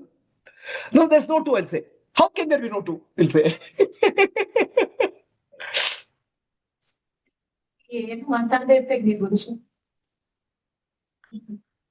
Matu, Mauna, Billi, Matu, Bangara. Speech is silver, silence is golden. Now, this is not verbal silence. This is mental silence. In mental silence, you can speak anything. Mentally, you know what is reality. Keep quiet. No, not possible. Then what to do? So, any solution is there for the problem? Without speaking, we cannot survive. So, all speech is for transaction purpose only. Vyavaharika. Duality become. Adhyatma is not Vyavaharika, it's Paramarthika, absolute reality. It's only inner understanding. The moment you express it, becomes dualistic. True, but what transactions you are having entire day, it is verbal or action or whatever it is. Inside, how much ever it is, but this outside action superimpose on that. Correct. So, that's why again and again you are going back to duality. The transaction here. So that's your solution for that. What is the solution? Anybody can guess? Can anybody guess? What exactly is the solution for duality in speech? Commission. Pass and talk. So when you do action, do without a doership. Karma yoga. Action without a doership. Is it possible? How can you act without a doership? Is it possible? When I'm not doer, then there's no. I mean, somebody else will do. Body is doing. See, the doership is not there. In any doing, there's no doership. When you act, there is action. The doer will come as a thought. When the action is broken, the mind will come. Otherwise, mind can engage in only one thing. The nature of the mind is mind can do only one thing at a time. It can't do two. Multitasking it can't do. The moment you multitask, mind will come back and say, memory, oh, I'm the doer. Mind will come back and say, this is the painting. So, do anything 100%. In that, there's no doer. The moment 90% doer comes, 90% to do, and 10% comes, doer comes. Is it possible? Is the answer clear? Yes. In doing, there's no doer. Doing 100%. Doing 99% also doer, 1% will come. That's why Krishna says, Karmanne Vadikara. Focus on doing, not on the phala. The moment you think of phala, you're already the future. The moment you say, I am the doer, again you are past. The I am is always about past. That's in the action. Then in action, what you do, you have to be aware of pause, gap. Okay, for example, you are moving. In moving, be 100% moving. Then become aware of the gap. In the gap, there's no doer, there's no action. Awareness only is there. What is called Anvaya Vetireka, presence and absence. Okay, that Prabhuji first teaches. Anvaya. Anvaya and Vetireka. Anvaya means presence. Okay. Vetireka means absence. Start noticing Anvaya and Vetireka in all your actions. Okay, when you are putting down, touch is there. Next step you remove, Vetireka is there, absence is there. Every place Anvaya and Vetireka is alternate. Presence and absence alternates. Anything. If you are able to notice that Anvaya and Vetireka, you are beyond duality. The one who notices is beyond duality. Any gap between the two actions, any gap between the two thoughts, any gap between the breath is Anvaya Vetireka. So what you do, if you see, look at Osho and all, when they speak, he'll speak like this. Then Prabhuji, what is Anvaya and Vyatireka? Anvaya means presence and absence. So let's say breath movement is there. It's called presence. The gap between the breath is movement is called Vetireka, absence. For example, now this is presence, sound, and silence follows that. That's called Vetireka, presence and absence. Okay, Prabhu. Both you start noticing. The one who notices is called Sakshi, who is beyond that. If you notice good and bad, the one who notices good and bad is beyond that. Light and darkness, beyond that. Space and sound is beyond that. Object and space, when you observe, both you are beyond that. Anvaya Vetireka. Gap. What is the meaning? What is this? Sound. Now what is that? Nothing. Sound, nothing. Silence. Sound and silence. Right? Clear? Anvaya Vetireka we should start noticing. Gap between the thoughts, gap, actionlessness in the action, okay, or sound and silence, good and bad. Any duality you start observing, you are one who observes is beyond duality. He is not in duality. Are we clear? Anybody has a question on Zoom?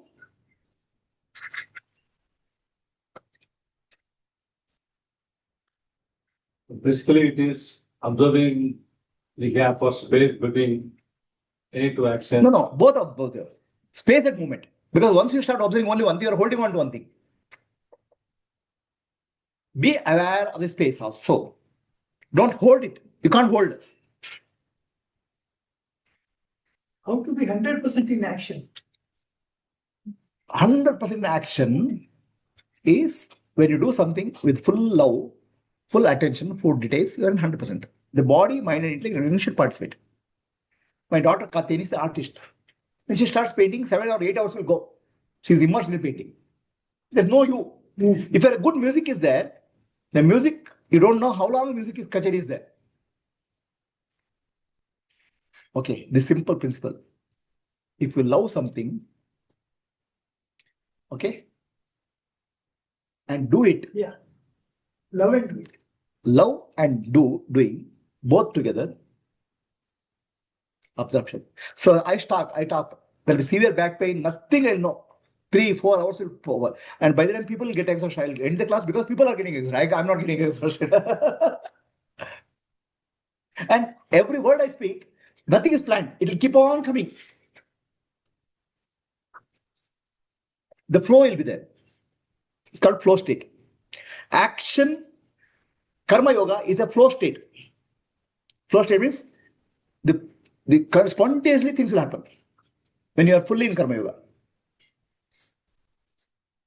So it is both love what you do what you love.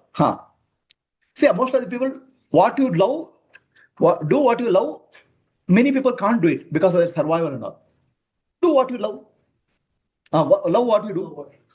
Okay. Some questions there in Zoom. Can you show? That's when self-talk starts. Prabhuji, what is the use of silence in between the two thoughts?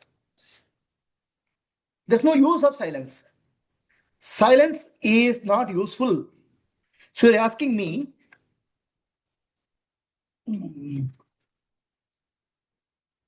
this is newspaper.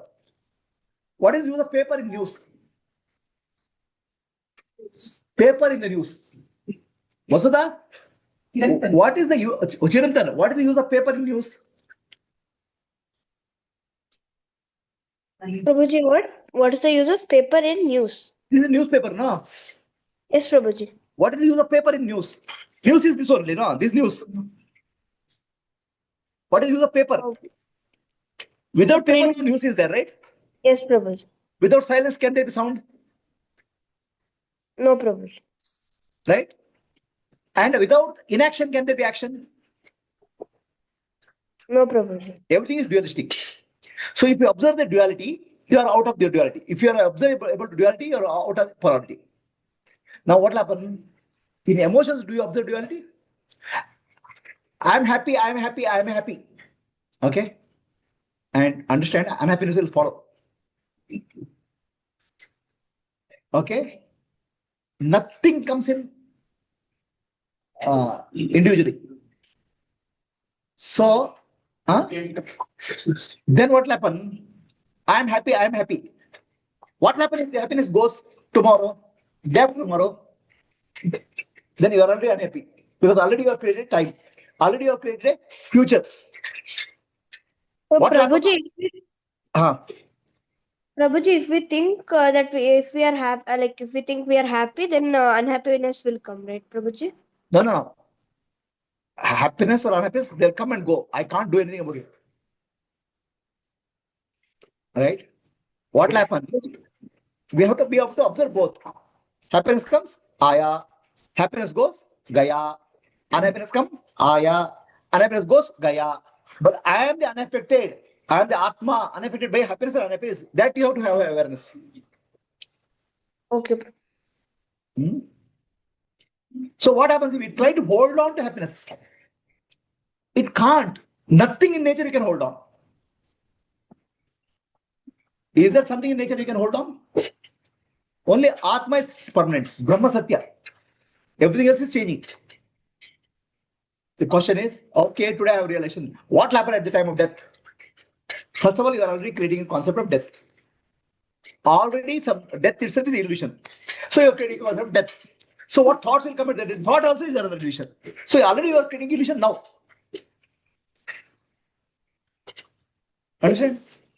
So Vedanta is cutting all the illusion, understanding thought itself is illusion, death is illusion. Then what are you afraid of? The moment illusion you create, are you afraid? Are you afraid? The moment you hold on to unreality, you'll hold afraid. If you are afraid, that means you're holding on to unreality. Fearing. Holding on to? Unreality. There are fear of people have fear of death. Okay? All people are very spiritual. Throughout my life, I have been spiritual. What will happen? I get negative thoughts in my death. I'll go to another loka.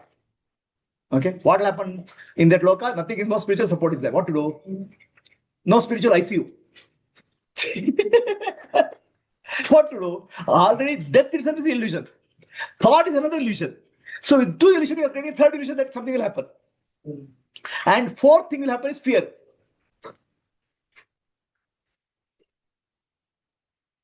Did you ever question that death is an illusion? Did you ever question that thought is an illusion? The two illusions you combine and create another illusion. Rebirth is illusion. If you are living in illusion, the fear will be catching hold of you. Then why the fear of some unknown? See, you don't know for what reason you have the fear of why or what. Fear is always unknown, then it should not come, right? No. The fear of death, I agree. Fear of whatever XYZ is okay. Fear is always about future. Regret is always past. Something loss is always related to future. Fear. I lose something. Physical, mental, psychological, financial, something I lose. That XYZ is unknown. What is it you will lose? You don't know. But you lose, I can lose is the fear. What you lose, I don't know. Sure. Something I lose. Right? That something I lose is a fear. How to get it, I will tell you next time. Are you clear? Fear, you cannot take it into action. Without fear, you cannot take what? You cannot bring it to action. What? Whatever it helps with the fear. You cannot keep on eating something and okay, I don't have fear. No. You should not remove the fear. Fear is also a valid emotion. Anger is also a valid emotion. Don't try to remove emotions. This whole purpose is not to remove emotions. Whole purpose is to use the emotions properly. Emotions is not make us human beings. Without emotions, we are not human beings. Fear is a good emotion. How to use the fear is a question. Losing the fear is not a question. How to lose the excessive fear is a question. Normal fear is natural, no?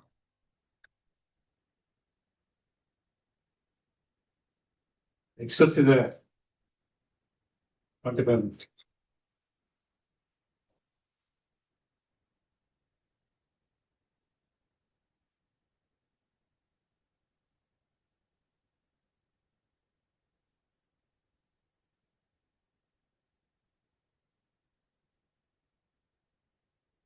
Okay? When it said excess, Guruji, that is again we are linking it to subjectivity, no? Everything is subjective. Every experience is subjective. See, the subjectivity, what aspect of subjectivity is causing problem that you do. Some amount of subjectivity is required. Otherwise, you cannot live in the world. So, what is reasonable, normal for living in the world, you can retain.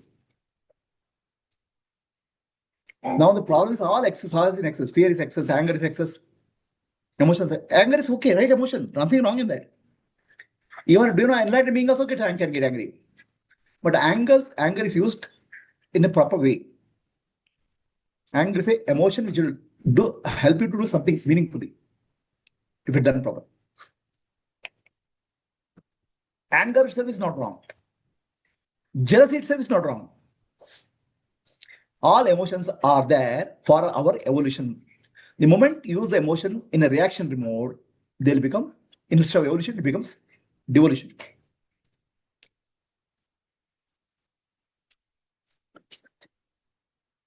Okay?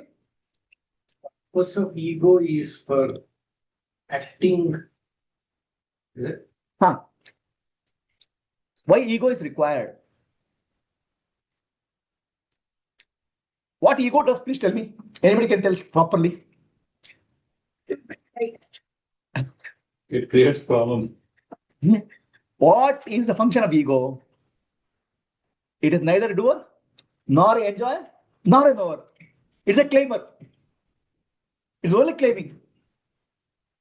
It is not a doer, but it will claim I am doer. It's not a knower. It will claim I am knower. It is not an enjoyer. It's not even an enjoyer, but it claims all the things. It's only claimer. So, for example, lift your right hand. Okay? All of you lift your right hand. Who lifted the right hand? Tell me. Me. Ego says I. Who says I? Who is that I? And then I lifted my hand. Okay, fine. Who says I? Tell me, who is this I? Give me some meaning for that I. Sohan. Give me the meaning for I. Sohan is the meaning for I. Sohan is the name. Who is that I? So what is used Prabhuji? Talk is there. Different. Different you are speaking, but what is that identity? What is the use of ego? We go and What is ego? I'll tell you now. First, I'll tell you. Ego itself, let us understand first. Yeah. So you lifted your right hand. You lifted right hand, tell me. You say I. Okay. What is it I? Okay. Some blood has flown.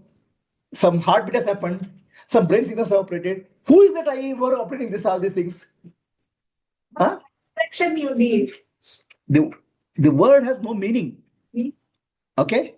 But we create a real meaning for that. I am hurt. I am angry. Or who is that I here? Give me some definition of I, Is the question clear? Is there an answer for that? See, lifting your hand is an action.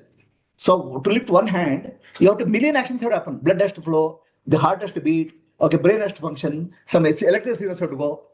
None of this is done by somebody called I. Then I will come and say, I did it. Who is that I? Limitedness is what is causing the limited I. Limited I. There's no I. In fact, there is a universe. If there is an I, a universal I is doing. The limited Only God is the doer. Limited I is claiming. There's only claimer and real doer. Who is the claimer? And you find it, it's not there. You tell me, where is ego? Which part of your body is ego? Where is that ego? Give me some address for that now. Give me some meaning for that now. You feel here. You feel it here. Okay, that somebody feels here, he only blood sent the blood into your hand. Somebody is feeling here, no? That feeling only pumped the blood here. Feeling only made the heart beat. Feeling only made the brain work. Who is you? Where are you? Where is the I? If you start looking for I, Ramana Maharshi says, start looking for I, you will not find the I. It is not there. It's a concept. What is the purpose of the concept? Okay. The purpose of the concept is the mind cannot understand duality, non-duality. Mind cannot understand non-duality.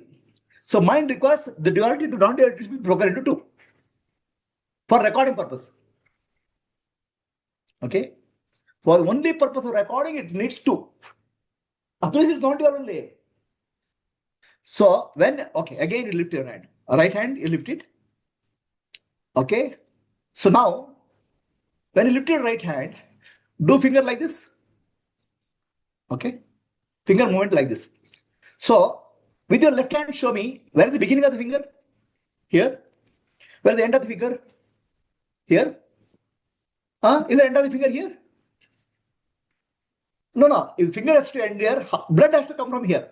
So, end of the finger is here. So, blood has to come here. The breathing has to happen. Finger is here. If breathing has to happen, brain has to function. Finger is here.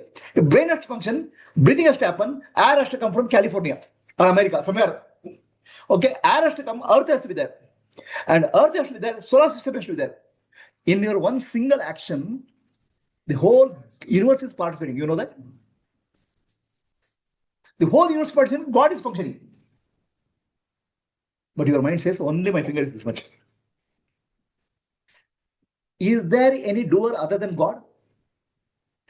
Is there any talker other than God? There's a claimer I can actually. Claim everybody can do.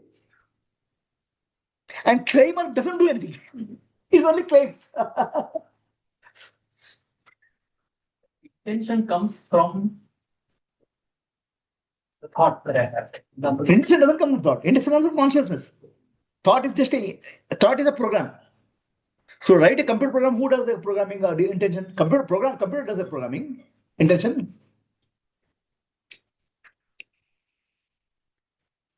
See, please, other than God, is there a doer? Please tell me. Any action of yours, entire universe is participating. To grow a flower, to one flower to bloom, the sun has to smile. You know that? For smiling of the sun, the galaxy has to give energy. Every action is universal action. Do you know that?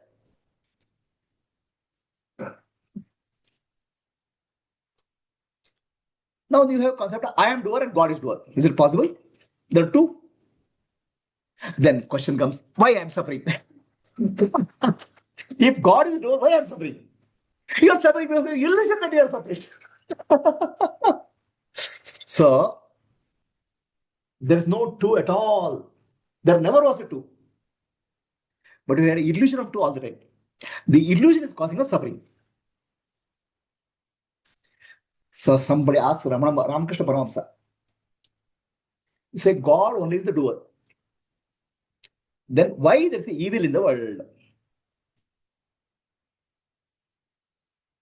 Ramakrishna Paramahamsa says, Mother Kali is the only doer. There's no other doer. Then why there is evil in the world? See, people are at different level of evolution. So a sense of I am the doer and I have to experience my karma is put in us to give a responsibility to us. We are responsible for action. Karma and karma phala is given so that you have a sense of separation because you start with ignorance. Okay, in that ignorance you need a sense of separation and duality. The duality is there anyway. So you given responsibility, free will, and karma phala. Now Ramakrishna Paramahamsa says, if somebody understands why God, Mother Kali herself is the doer, there's no other doer, then there's no karma and karma phala also. You tell me, sitting here, who is lifting her hand? Please give me some one valid meaningful answer. He did not understand. Huh? He did not understand from like the bad karma that happens. I did not understand from there. No. See, in the universe, there is only non-dual, Advaita. Right? There is no split between the doer and deed. Subject-object split is not there. But mind cannot operate as a subject without a subject-object split. Like, I'm saying, if you want to type whatever I say in a computer, you need words. Without that words, you can't record. Translation cannot happen without a subject-object split. Just because translation words are used, that doesn't mean that reality split is there.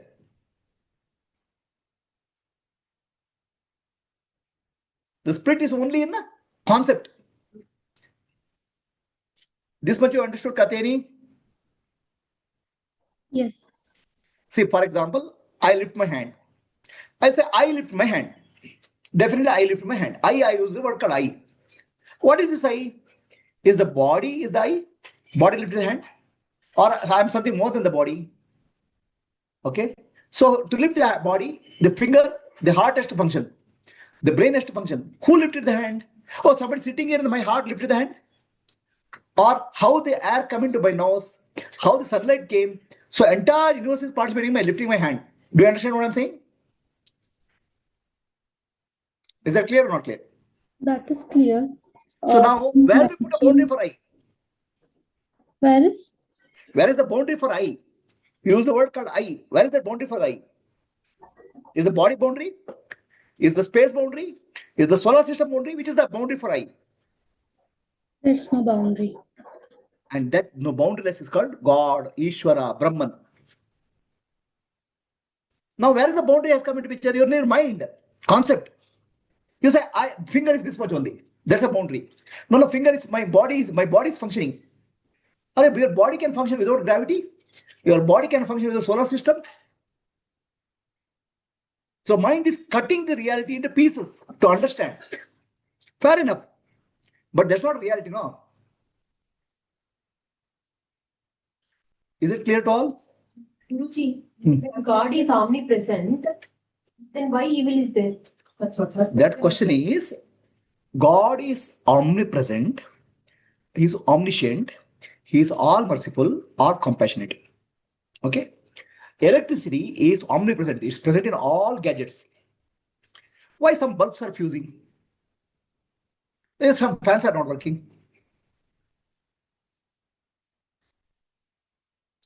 Fan not working or bulb is not working, the problem is the electricity. The God is a Chaitanyam, enabler for everything. These bodies are instruments. Each instrument has certain qualities. According to the quality, they will work. Sattva-guna, Rajoguna, Tamoguna. They will function. Evil comes from more Rajoguna and Tamoguna. Good qualities come from Sattva-guna. The enabler of all these pervading is called God. Now, if I ask you, fan is operating, without electricity, can fan operate? So electricity is the enabler. Can electricity give air without fan? I want some air in this room. I want electricity. Is it helpful? No. Fan is required. Instrument is required. No. So the God can operate in the universe with the instrument called human body or any body. These are instruments. Okay. The problem is this instrument starting. I am separate from God. That's the problem. Without electricity, I'm doing something. It's like bulb saying, I am only giving the light.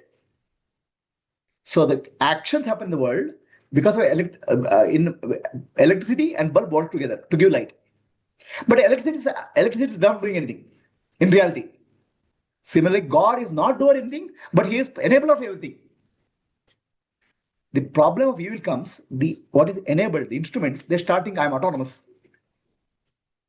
That's why the God has kept a law of karma. So if you go certain bound, you'll get it. It's like a robot. You design human beings, design a robot, let's say. Okay? The robot is supposed to do some work. So a robot should not go out of the door. That's why human beings will put some program there. The moment you go out of the door, robot will start, battery will be off. Like that. So some laws are put. The law is law of karma.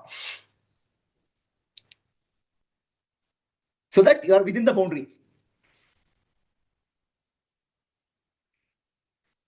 All beings sitting here, all nothing but bodies only. There's no me there. The only me is there is God, Ishvara. And one who says me is a concept, not a reality. Is this understanding clear to all? Is it clear to all? Sitting here. So, Katya, any other question? What is the question? No, you answered it just now. Okay. So, I'll answer with your name. Okay? Katyayini means Kartayini. So, entire world is functioning. The functioning of the world is called Katyayini. Functioning involves movement everywhere. And movement happens in consciousness, Shiva. Katyayini is the Shakti, power of energy, movement. So in that movement, there's no subject object at all. It's the dance of Nadaraja, Shiva and Shakti. But in the dance of energy and consciousness, there appears to be objects. Like this, when I do like this, my hand is moving. There appears to be a circle. Circle is not there. My mind is saying there's a circle. So objects are appearance in movement of consciousness. There's no object also. Tell me very confidently, there's I and God.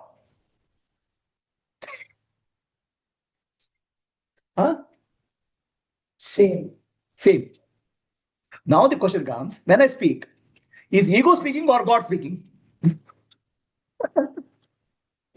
When I'm doing something, is ego speaking or God speaking? How do you find the difference? Ego speaking is there's always a hidden selfishness motive. Okay, I'll get some happiness from this. In God speaking, there's no selfishness. It's joy for the speaker and joy for the listener. It's happiness everywhere. Ananda. In ego speaking, happiness for me. What happened to others, I don't care. That's all the difference. Now, who is the ego? Ego is also operated by Ishvara only, functioning both through Ishvara only. No other than that. But ego has kept a boundary of karma so that it doesn't go certain limits. Like in robot, have you heard of laws of robotics? There are 3 laws of robots. Anybody has read Isaac Asimov? Isaac Asimov was the first person. He is a science fiction writer. He's a Russian writer settled in America. Back in 1960s, he said he visualized robots. He visualized 3 laws of robots. Even today, their laws are valid. It's called I the Robot. The book name is called I the Robot. And this is first 3 laws of robot. No robot shall harm a human being. Okay? The moment it tries to harm human being, robot mission will stop. Okay? That's the first law of robotics. Second law of robotics is no robot will violate what human being has said. You have to follow. Means being a servant. The moment you become servant, the mission will some part of your stop. Okay? So like that, there are three laws of robotics formulated back in 1960s when the robots were not there. It's called I the Robot, the name of the book. Similarly, when the God formulated human beings, we are nothing biological robots. There are some laws are formulated so that you don't violate, do unlimited damage. It needs to protect its own existence also. It needs to protect its own existence and not violate first and second one. Rule. It should protect its own existence. Third law of robotics, I didn't remember, my daughter reminded. First law of robotics, you will not harm any human being. Second law of robotics is you should not, second one is what? You should not disobey the human beings. Third law is you should protect yourself without violating first and second. That's you can't damage yourself.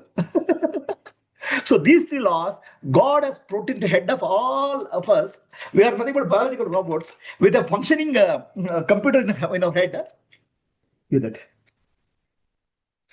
The God has put one biological computer in our head and put a body, which is a robotic body, and into this program that you can do anything, but within this laws. Okay, what is law of karma? You should not harm anybody. You should not harm yourself also. Is it different from law of robotics? Same. But you have autonomy. Autonomy means you can do something within the limits. That's where evil happens. Are you clear? Did I answer your question? Is the answer clear to all? Kateni Maitreyi?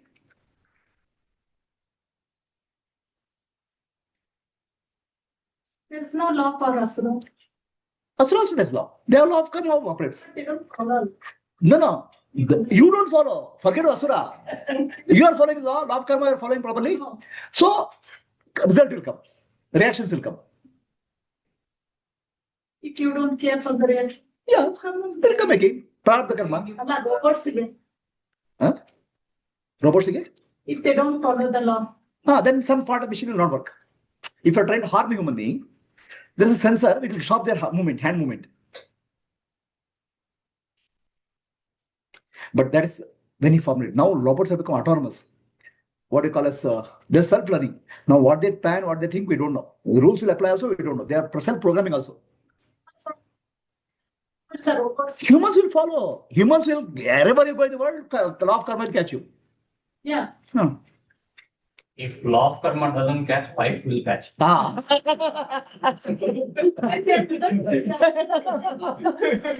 there was no war if it was like that. There was no war if it was like that. No what? War. Why? What is war like this? America and Iran war action. I'm saying America and Iran war is there, right? Law of karma will give a retribution. In this law, in this war, let's say I'm saying the powerful country has attacked a weaker country. I'm saying powerful country has attacked a weaker country. Okay? So now the law of karma will make sure that some weaker country will get together and attack the powerful country. Reverse will happen. Everyone. Whatever is that, but ultimately the karma will play out. Country level karma will play out, individual level karma will play out, family level karma will play out. That's how it is. So basically, for your question, why this evil? Because there are human beings, what you call as human beings, nothing but biological robots with a self-learning biocomputer. Supercomputer. Computer is there. Okay. And this computer has been put certain law. They're called law of gravitation, law of karma and all. Within that you can operate and evolve. Just like you put law for AI, ethical behavior, RA. Okay. We are nothing more than that. So,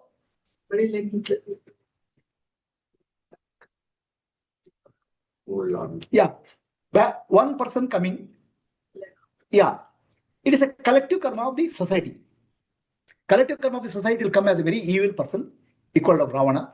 And collective karma also brings a very evolved person like Rama. Like that. collective karma. Are we clear? If everyone knows there is suffering, why it won't start from the birth only? Suffering starting from birth only. Birth is suffering. No, the teaching. What teaching? These teachings. No, the teachings will start from birth. Even a child knows, if you have two children, give one chocolate to one child, other child will complain. You are discriminating. He knows. Dharma is known from the beginning. You give two children, other give one chocolate to one child, other don't give other child will come and object. How you are discriminating? He knows. So basic laws. Not to happen. Not to happen, Alapa. This is self-learning system. You have to do mistake, you have to grow. Without, let's say, if you completely don't do it, you are tied hand, then no learning is possible. For learning to possible, you have to give freedom. No, for us it is above 40 we are learning. No. You start learning from beginning. No, we come here and learn. Instead of that. No. This learning is what called formal learning. Informal learning already got married, started a lot of lessons in life you learned. You had children, a lot of lessons you learned. Life itself is a teacher. This is structuring the learning. It can't happen before. It can happen. There should be system in society. Why education should not start very early? In spiritual earlier in Gurukula, the education started very early. Now Gurukulas are not there. Again, we'll bring back. Big deal. Okay. So shall we go to next step? So now let us do one small practice. Awareness is in any gap. Okay. So let us do a clap. And in clap, between the clap, there's silence.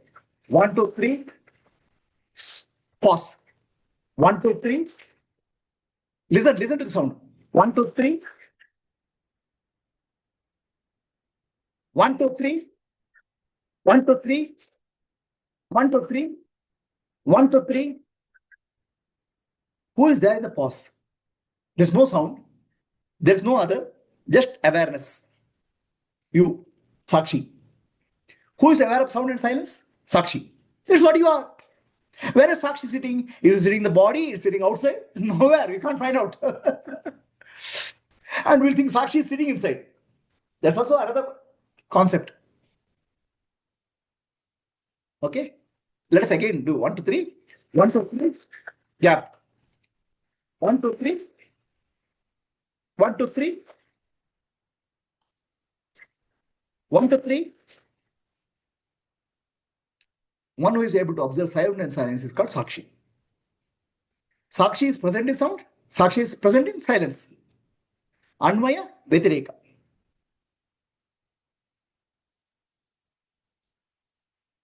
Then where is Sakshi? No, Sakshi is inside my head or inside my body.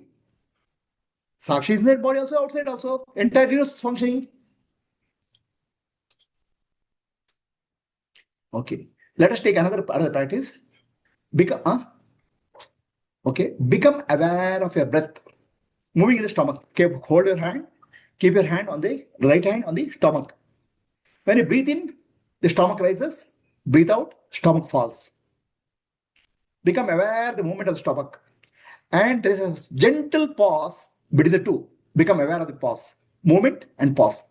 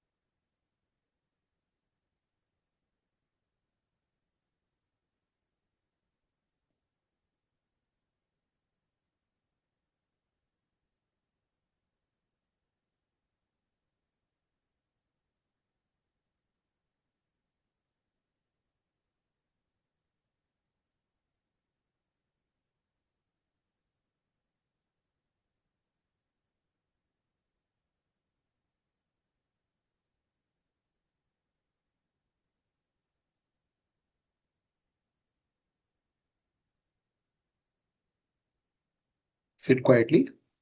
When you do, observe breath, mind becomes silent because you are observing movement and stillness. Observer is free from both. I am the observer, Sakshi.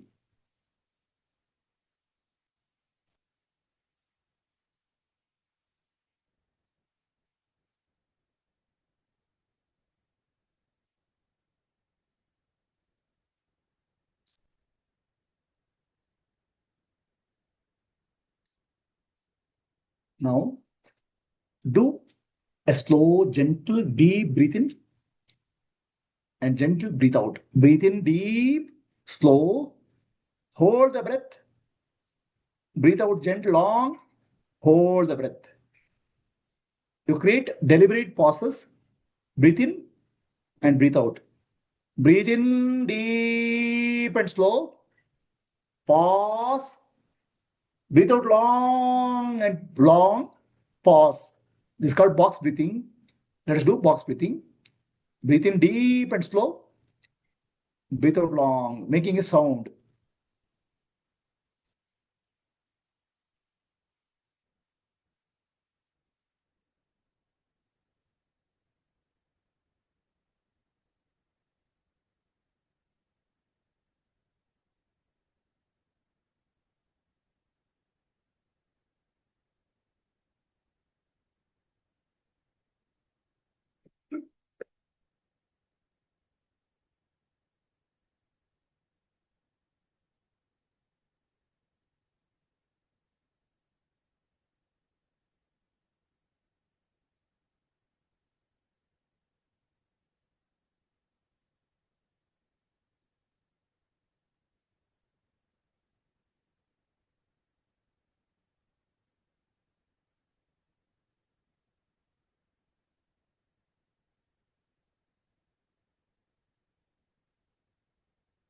Give a deliberate pause.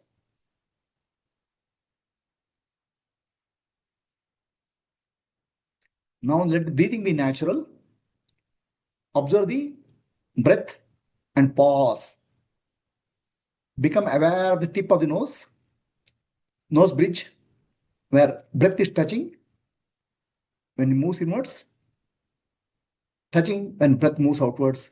There's a pause in between.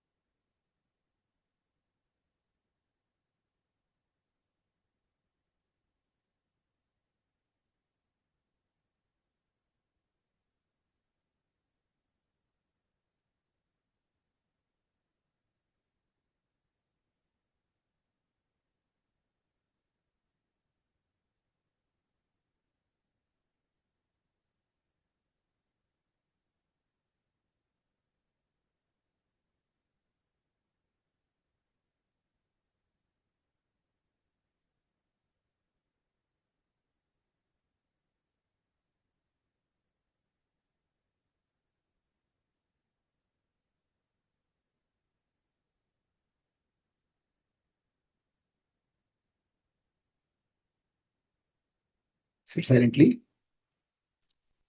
Become aware of the silence. Asatoma Sadgamaya Tamasoma Jyotirgamaya Mrityorma Amritam Gamaya. Om Shanti Shanti Shanti. Nanemdu Nanalla Ideha Manabuddhi Nanalla Sajidanandatma Shivanam Nani Shivoham Shivoham Shivoham. So coming back to self-talk, Ramakrishna Paramahamsa story, Ramakrishna Paramahamsa said, Mother Kali is the doer. She has given freedom to the home. Fan, she wants a fan. Fan. He will put you. No. Wait. So, Mother Kali is the doer. Then, why there is evil? Because of the nature of different instruments. Then question is, why God created nature of different instruments? God didn't create. Various types of jivas were there along with the God, right from the creation, beginning. When is the beginning? Nobody knows. Why they are there? Nobody knows. Just God gives the opportunity for all of them to evolve by giving the environment. So second part is, if somebody realizes the God only is doer, he will never be able to do any evil in life. One was real, God is doer through body-mind complex. He will never do it because the concept of me, I have to do something for happiness, is evil. Ultimate evil comes because happiness for me. If God is doer, happiness for everybody, where is the evil there? Good for all. That's why it's called Lokaha Samastaha Sukhino Bhavantu. Happiness and welfare for the whole world. Where is the evil? There's the thought of God. Inspiring thoughts are thoughts of God. Thoughts of good are thoughts of God for totality.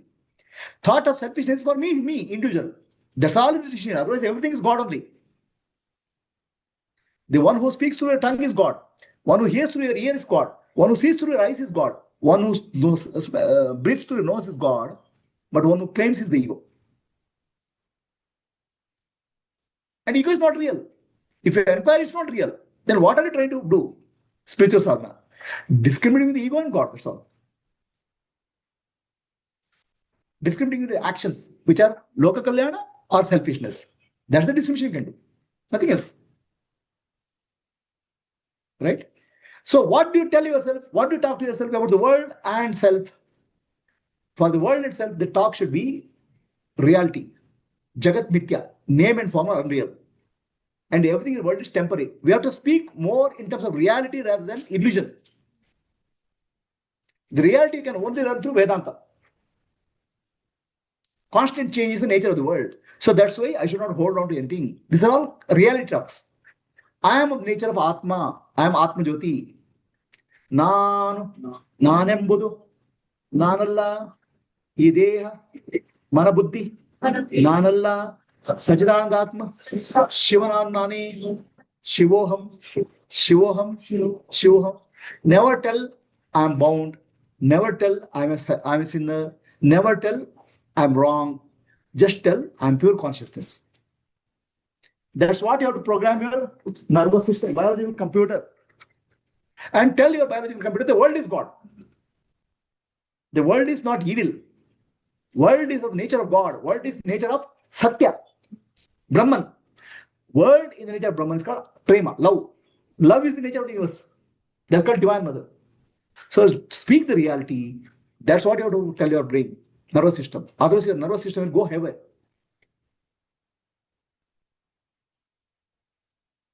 Keep on telling, I have not realized, I have not realized. You know, nervous system, I have not realized. It will repeat. It's a machine. Just tell ChatGPT, tell me, give 100 reasons why I have not realized. It will give 100 reasons. What is the big deal? The moment you say something, it will do it. Okay, I am a sinner, I am a sinner, I am a sinner. It will repeat. I am a fool, I am a fool. It will repeat. It's a machine. What are you feeding your machine? When I say you, consciousness. Is this clear to all? Can I sit?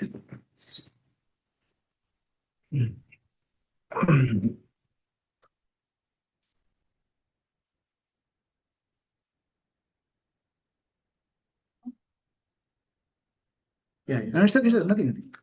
So,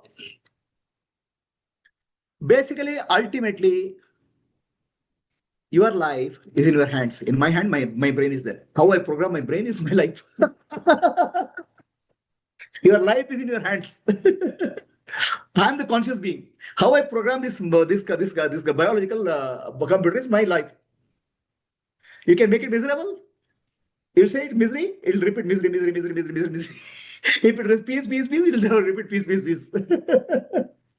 What are you doing with your life? Keep your life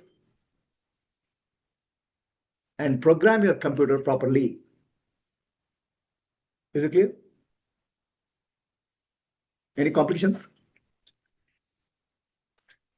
And don't ask, is God speaking through my tongue or I'm speaking? Who are you to speak here?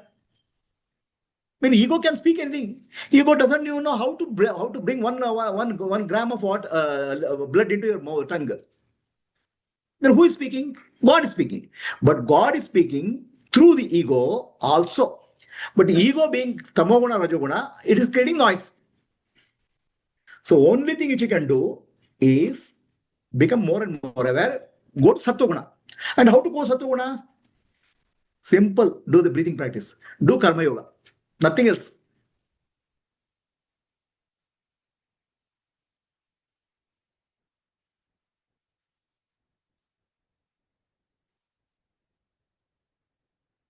So in our head, there are so many identities. Can you see? How many identities are there in your head? I was in school, when I was in school, when I was in primary school, when I got married, before I got married, after I got married, okay? After first year of marriage, okay? I'm the engineer, I'm the doctor. So many identities are there. Okay? So now, one interesting thing you have to understand. Your computer, biological computer, will work on your identity. Those who have programmed the LLM, right? The latest ChatGPT, they will tell. What they will tell?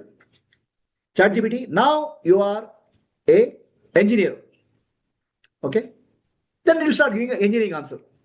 Then you will say, no, now you are artist. It will start giving answer. Okay? So now you are not an artist, you are a musician. Then you start composing music.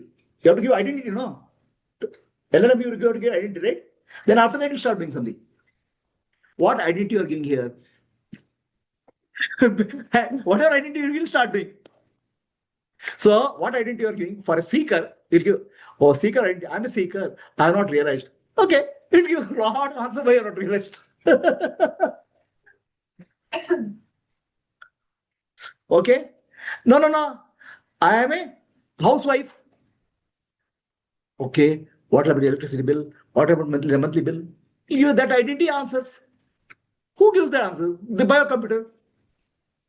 Whatever identity, no, I am a mother. Oh, what about my son? Okay, he's studying there, he's alone. You start like that. What identity you are giving to your computer? If we say I am God, it will not believe it. That's what I'm saying. If I'll come to I am God, okay? Simply like a LLM, those who are ChatGPT now, they understand. Give identity, you'll start talking that. And you say, give identity, I'm not realized. Give me not realized, you'll give 100 reasons. That's exactly what you're doing to your computer. Is it clear to you? How your nervous system is operating? So, what you have to tell your nervous system? A reality. Do not give fake identities. So, I am suffering in life. It will give 100 reasons why you should suffering, 101 reasons why you should suffer more. Is it clear to all on Zoom? Katyayani Maitreyi and Kamala? Joined on Zoom. Rajita, is it clear? Yes, Guruji.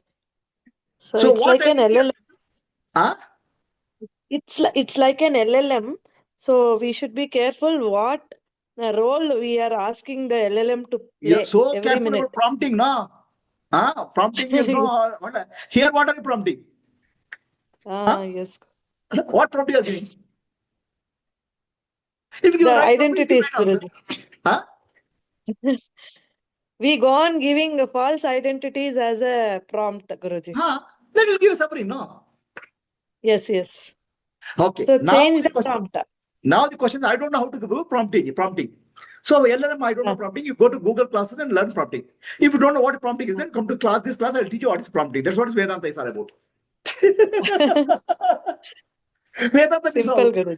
Huh?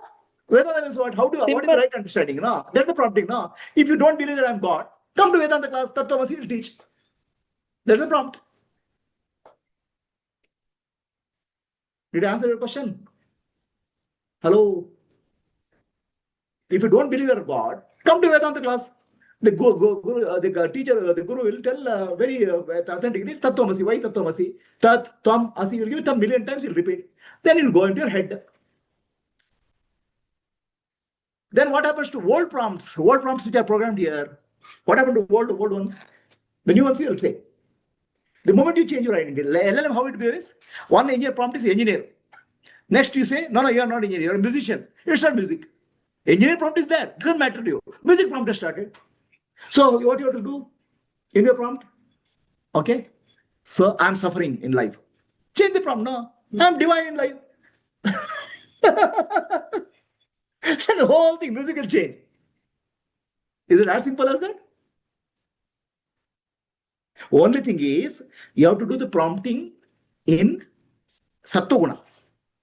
Mind has to calm down. Rajaguna can't do prompting. Rajaguna means already is running. Bring the mind to calm state. Say, Shivoham. Then why do you Shivoham? Logic is there. Already given in Vedanta. Guruji has told million times, Atma Jyoti.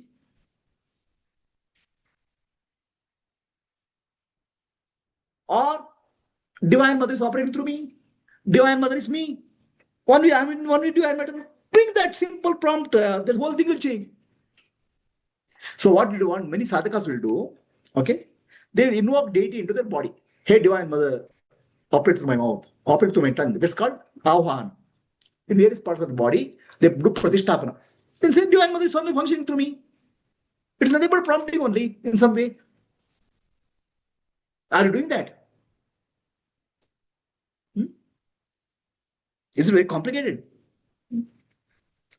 It's not complicated because today's world, chat GPT, artificial intelligence has become so common. You can understand it very easily, what I say. Earlier it was difficult to understand.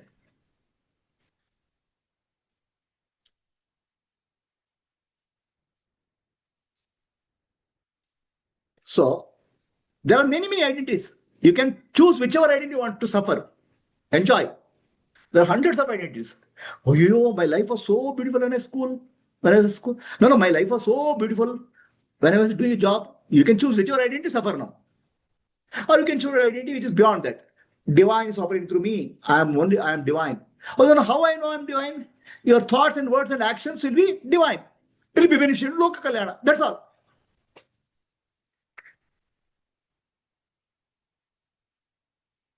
Why ego is operating? Where divine is operating? Ego means selfishness. Or it will give you happiness. Loka Kalyana means happiness to all. Any complicated prompt is very simple. Constantly think of Loka Kalyana, divine only is operating. Is it complicated? Right? Practical, no? Okay. So these are the parts of the brain which are responsible for identity, self-identity. Okay. And this self-identity, whatever you repeat, R, it becomes your reality.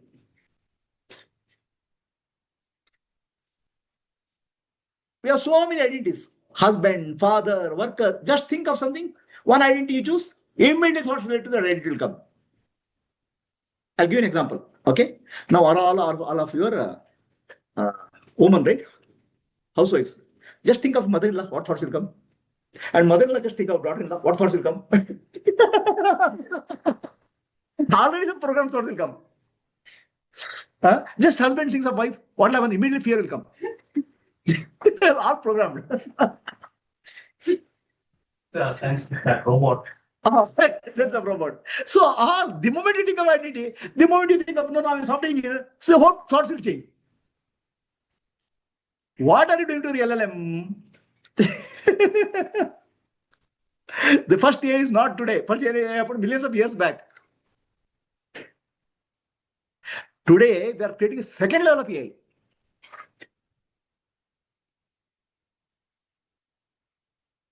Okay. So now, being aware of being aware. How to be aware of being aware? So if you're aware of your thoughts, you're called awareness. If you are that I am aware, you are called Brahman. As simple as that. I am aware is a thought, but I am aware thought is not Brahman. One who is aware is Brahman. Let us do that now. Okay? Being aware of being aware, we'll do. How to do that? First process is go to Sattoguna. Don't do in Rajoguna. Rajoguna, you can't be aware. Rajoguna, you'll be dragged by thoughts. Dragged by the doubts. Rajoguna means doubts. Rajoguna means thoughts. If you are getting a lot of doubts, you are in Rajoguna.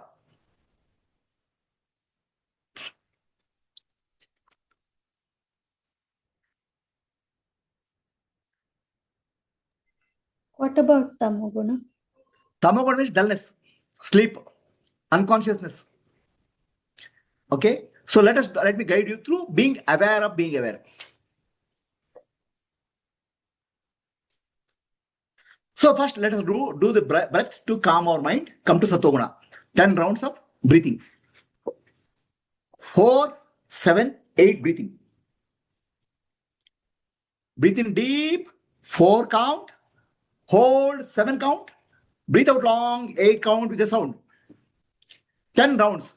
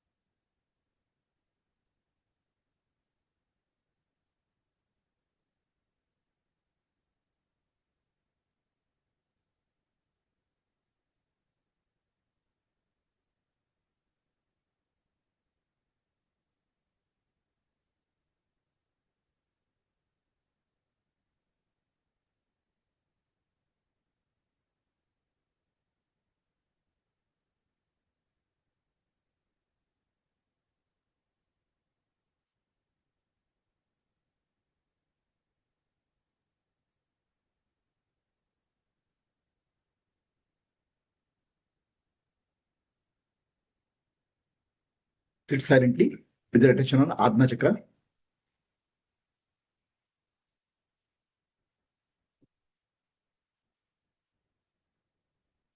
I am aware of my body.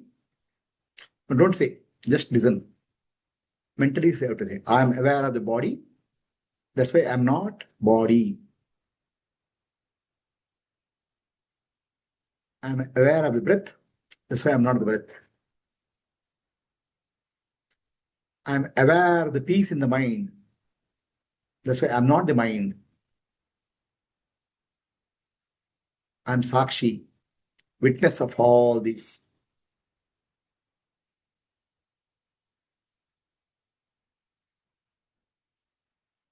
I'm aware of the space inside my body, within the head and stomach and the legs. There's a space.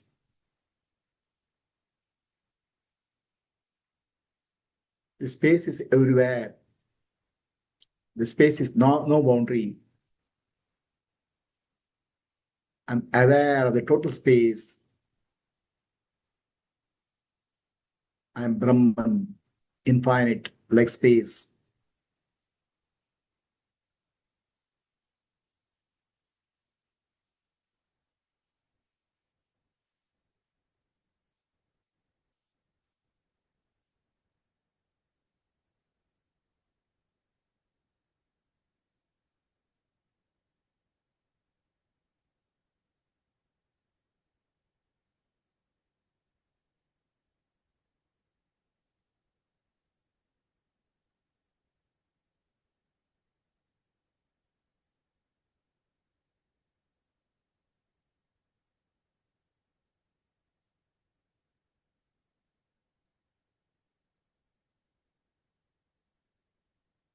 Satoma, Sadgamaya, Tamasoma, Jyotirgamaya, Mrityorma, Amritam Gamaya. Om Shanti, Shanti, Shanti. Lokaha samastah Sukhino bhavantu. Lokaha samastah Sukhino bhavantu. Lokaha samastah Sukhino bhavantu. Harihi Om. Shri Gurubhyo Namaha. Harihi Om. Slowly open your eyes. Did everybody get it? Yeah. Simple to understand. I am Brahman. I am aware of the mind. I am aware of the body. That's why I am Brahman. That's all. I am aware of the total space. That's why I am Brahman. There's no other logic. Nothing very complex logic. If you're aware of space, space is nothing. I'm aware of space, then I'm Brahman. What else is there? But very important, before you go into meditation, make your mind Sattva-guna. Rajoguna and Tamoguna, you can't do meditation. And if you are getting a lot of doubts, that means you are not in Sattva-guna. A lot of thoughts you are in Sattva-guna. Come to Sattva-guna, then meditation. Meditation becomes simple.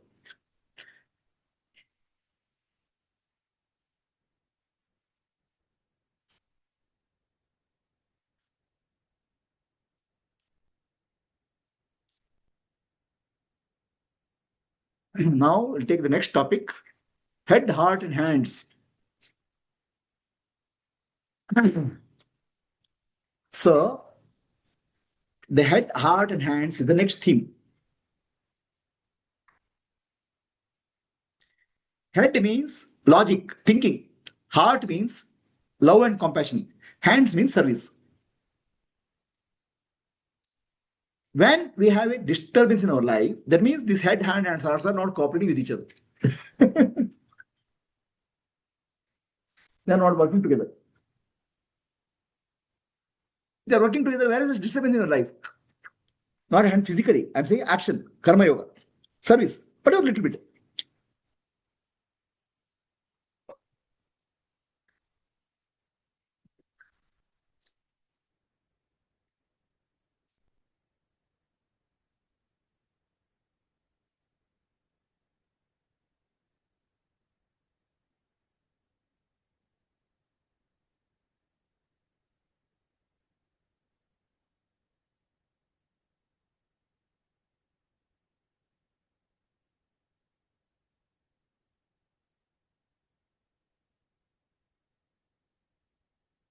Meeting.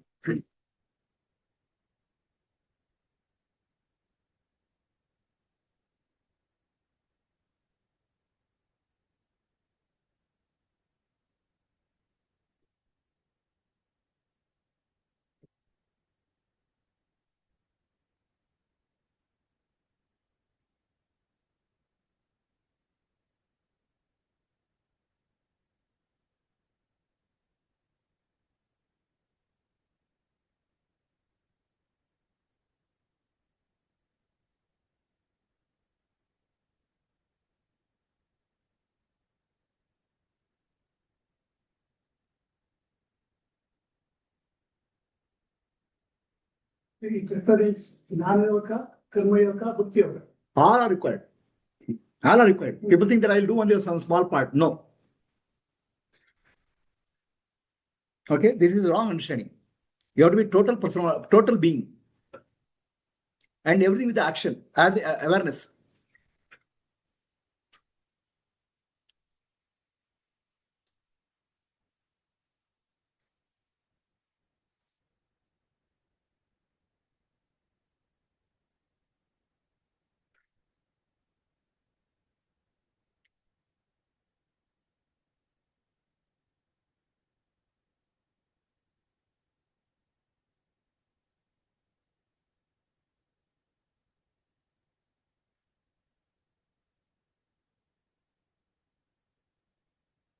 I'm waiting for you. No, see the picture. So there are three aspects of us: head, heart, and hands. Okay. Now, when the three of them come together, there's a flow in life. Okay. Just head only in some place, heart someplace doesn't work. Head is clarity, the heart is purity, and hands is service. They have to come together. So what I call as our nervous system, the computer, is a machine. Okay. And this computer controls all the three: head, heart, and hands, right? This is a complete mapping. Okay. Now, if you tell something incomplete, this will get confused. This machine will get confused. It will not stay there. For example, you say Brahma Satya Jagan Mithya, world is unreal. This guy will come and refuse. How can the world be unreal? Okay. It's not possible. I'm experiencing it. It'll say, give a logic. Okay. So, your understanding has to be complete. Head, heart, and hands. Others what happen? There's a partial understanding. And partial understanding leads to clarity, confusion. So that's why I say the clarity of the head means less and less thoughts. If you're clear why there are thoughts, so tell me. Head empty is jnana. Now we think jnana means my head is full. 10 upanishads, 15 scriptures, okay, 500 slokas. That's not head empty. That's head full. Head full is called ego. Are you understanding what I'm saying? Head full means I know. Something. Head full means I know. That's called ego. Ego is the knower. The Brahman does not say I know. Brahman is just awareness, knowing. The head full means we think I need to know some 10 scriptures, 15 scriptures. One person came and said, please bless me with a long life, next life, a very good life. Why? This life I have studied only 64 shastras. My guru has done 100 shastras. Next life at least I can do it. Like that he'll say. We think filling up our head is jnana. Emptying our head is jnana. How you can empty it? From Rajoguna to Sattoguna, that's all. Rajoguna means lot of thoughts, lot of doubts, lot of questions. Sattoguna means silence. Now, the questions have to be there. Okay? In Vedanta, the questions are required. But the questions are not to find the answer. The questions are to eliminate the wrong understanding. If you think that Vedanta, all the questions I have to ask to understand the truth, no. Vedanta, you will ask question, understand what is false. Right thing you cannot get there. Because question and answer, both are in the domain of duality. So the question is used to eliminate wrong answer, but reality is already there. By knowing more, you will not gain anything. If you think that Vedanta is for knowing more, false. Vedanta is to make your head empty of ego. I am the knower. What is the ego? I am the knower, I am the doer, I am the enjoyer. So what is the understanding of Vedanta?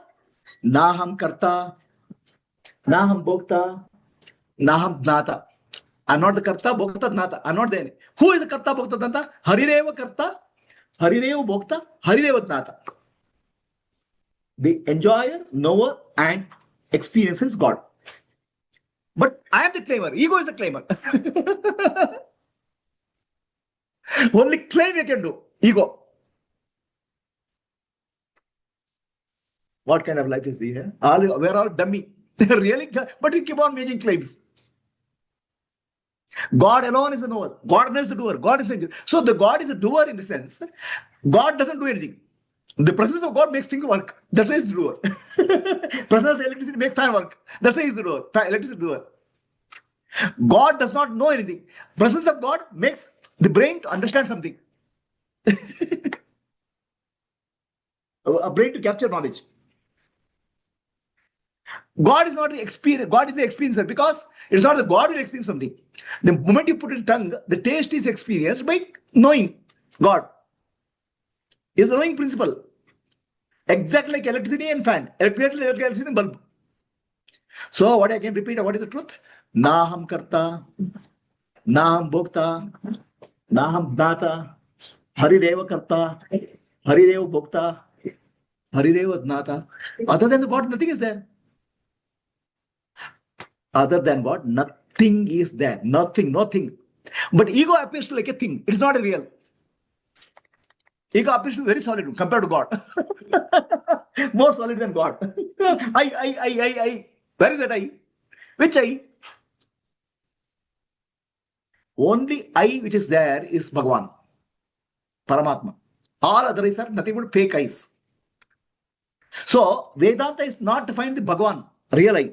Vedanta is to eliminate fake eyes. This not, this not, this not. Neti, neti, neti. And what remains is He.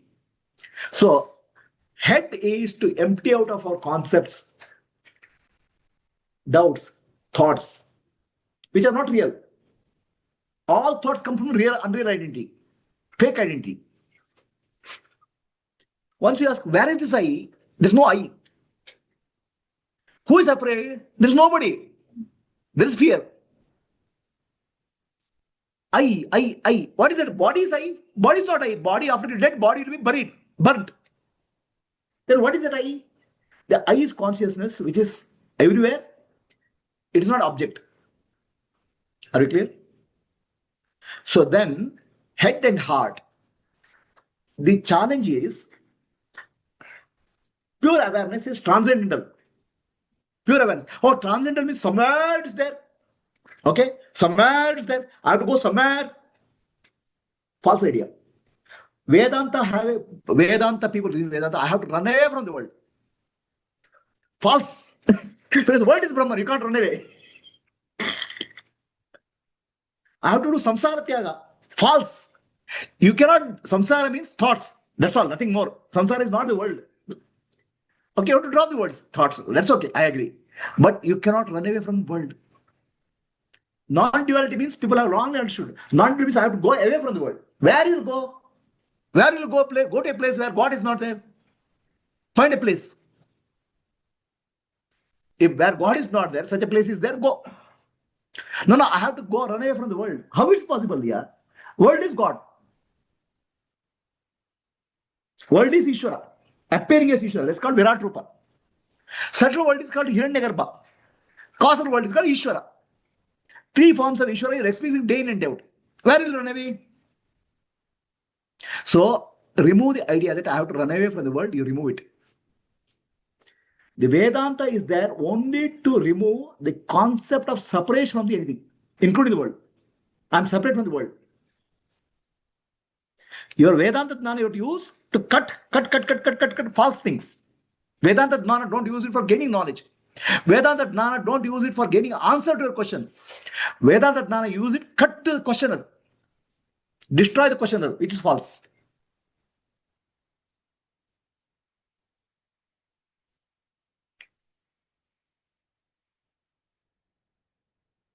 That's why Ramana Maharshi asked only one question. Who are you? Okay? Who are you to eliminate the I thought? Oh, who are you? Who am I? I'm a husband. Are you? Oh, husband only made the blood flow. Husband only made the tongue talk. No, I'm not husband. Then who? I'm Brahman. Oh, you are Brahman? Brahman is also thought. Brahman does all these things? No, Brahman is silent. Then who are you? So what happens is that all these are used to eliminate something. One day you say, I know Brahman, that's false.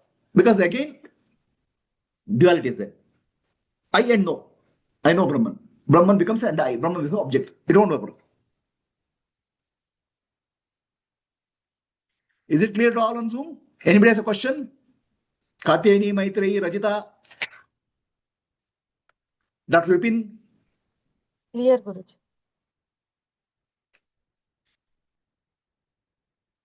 That is the head part. The heart part is Sarvam Khalida Brahma. The entire universe is Brahman. Nama Rupa is Mithya. Name and form is only Mithya. Where is name and form? Please show me. Where is the name and form? Name and form is in your head. Nowhere else. If your head is showing name and form, the name and form is there. The word in your head is called name and form. Nama Rupa. The eye sense organs give a form to the world, and head, mind gives a name. That's all. Nama Rupa is in your head. That is Mithya.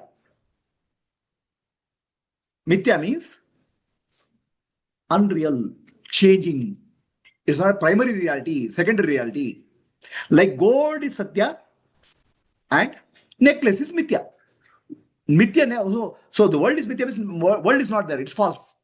World as it appears in our head is not there. So the world is then, what is there in the world? Please tell me. What is the world then? World is nothing but love. Love is the world. Prema Swarupa. That's called Jagannatha. Brahman appearing as a world is nothing but the love aspect of Brahman appearing.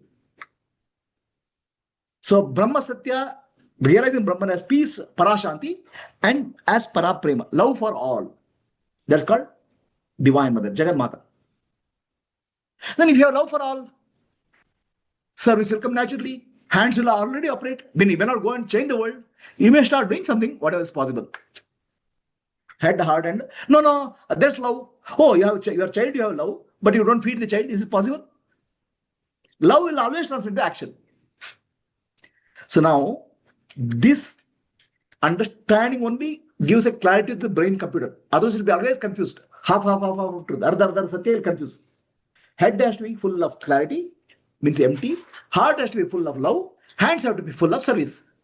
Then only this is understanding fully, properly. Otherwise, this will confuse you. It will keep on questioning, is it real? Is it real?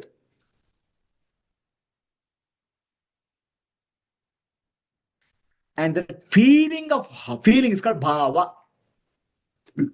Bhava means feeling. Okay? And feeling is very important in our life. Feeling is healing. And feeling is called bhava. Bhava is important because in feeling, we are in the present moment. In bhava, in love, we are in the present moment. In anger, fear, and jealousy and hatred, we are going out of present moment. In love, it's always present moment. Love is very intensive in the present moment. And also, do you know one word? If you want to remember, you can remember the past. Right? Can you remember the future? How many people can remember the future? Please tell me. Can we rise? Those who remember the future, please tell me. Raise your hand. Do you know, in brain, future is also memory. Past is also memory, and future is also memory. Brain only memory, also memory. You know that? Do you know that? Brain works on memory. Brain doesn't work on time. Please understand the nature of brain. Brain works on memory, called impressions. Mark in bold letters. Brain doesn't understand time. Brain understands memory. No, I'll tell you. So, please understand this. What I'm trying to tell now is very, very important of spiritual understanding. Very clear, critical part of spiritual understanding. Okay. Brain functions on memory. Brain has no concept of time. Okay. Understand? Now, for all of us, there's a memory of future. You know that? For all of us, there's a memory of future. You know that? Yes. What are you imagine that you want to be or whatever? Sir, very simple. Are you going to be old? Okay. 60 years, 67 years. How old person lives? That already programmed in the brain. So there's a memory of future. You will become old. Body will become old. I will die. It's also a memory of future. So whatever you pick up in society is because of memory of future. Brain is already working for that. Okay, then the other future we create. Oh, what happened to me? Okay, what happened to my health? What happened to my health? Brain only imagines. The moment you ask question, what happened, brain will give all fear position. You will become old. You will not be able to walk. Memory future is created. Please understand, brain doesn't understand what is imagined and what is real. Brain has no clue. If you create a fearful scenario, it's called simulation. The brain thinks it's real and start working, making it happen. Do you know that? Brain doesn't understand what is physical and what is psychological. What is a real object and what is imagined object, brain doesn't understand the difference. So I'll give you an example. All of you hold your hand like this. Okay. And in the hand, just imagine a piece of tamarind. Piece of tamarind. Okay. Put into your mouth. Chew it. Saliva comes. That means brain is already started reacting, think it's real. And brain only says it's imaginary. But it is making it real. So is there a difference between real and imaginary for the brain? For your computer, is there a difference between real and imaginary? Is it there? It's not there. Then why are you creating imaginary fearful feature? What happened to me after some time? What happened to me after death? What happened to me at the time of death? What happened to me? Already brain is creating some situation for you. You are already creating a future memory.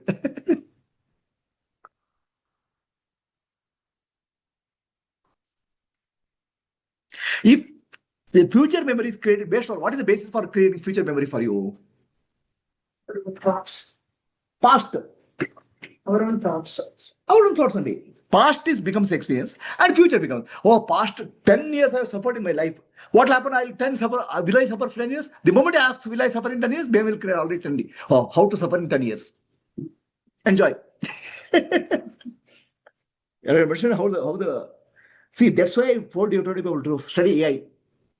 The moment you study AI, your subject becomes object. I put all of you people in AI, not because I wanted something for Gurukula. I wanted you people to understand your mind better, your nervous system better. Objectifying the subjective brain. And you made LLM programming, GPTs, then pictures, images, all. They didn't understand your mind working. Does ChatGPT know time? It gives say 2080 what will happen, but it doesn't know what is time. It gives some data. Brain is like that only. So now write down very slowly in your book what all future memories you have created for yourself. And it'll become, I'll say Tathastu, it'll become real. What future memories you have created for yourself? Differentiate also it's to differentiate what we have created is. Are you created out of fear? There's some fear, no? Always there will be fear element. There will be anticipation. There will be always hope. What else you can create? Is the question clear to people on Zoom? What future memories you are creating for yourself? And all our future is extension of the past.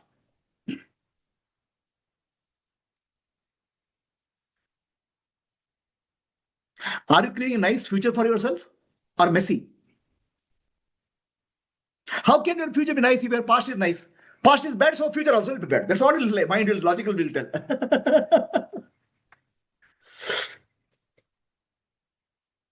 Guruji, future is extension of the past or the extension of the present? There is no future in the universe. There's no past in the universe. The future and past are nothing but data structure in the nervous system.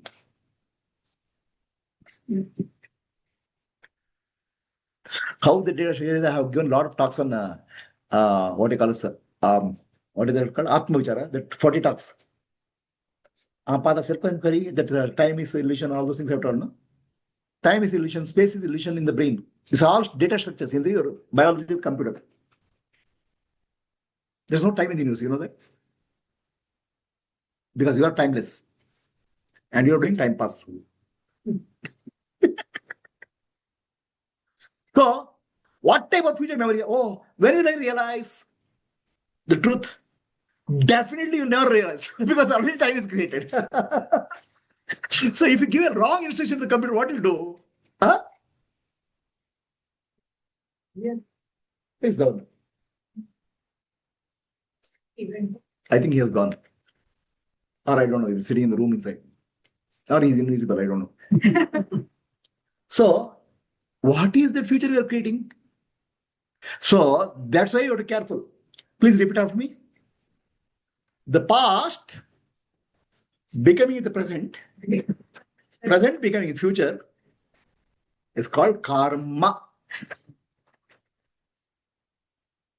It's called karma. Wait, touch your head, though. Really do that. My karma. Please do it physically. The past becoming the present, becoming the future is called my karma. Because you are making future as an extension of past. And this extension will create a concept of Punarapi Jananam, Punarapi Manam, Purapana, again birth and death. There is no birth at all. There is no death at all. What kind of simulated world we are living in? The people now, AI knowledge at least be able to appreciate a little bit better now. Wire it. I have wires also. How to do rewire? Really?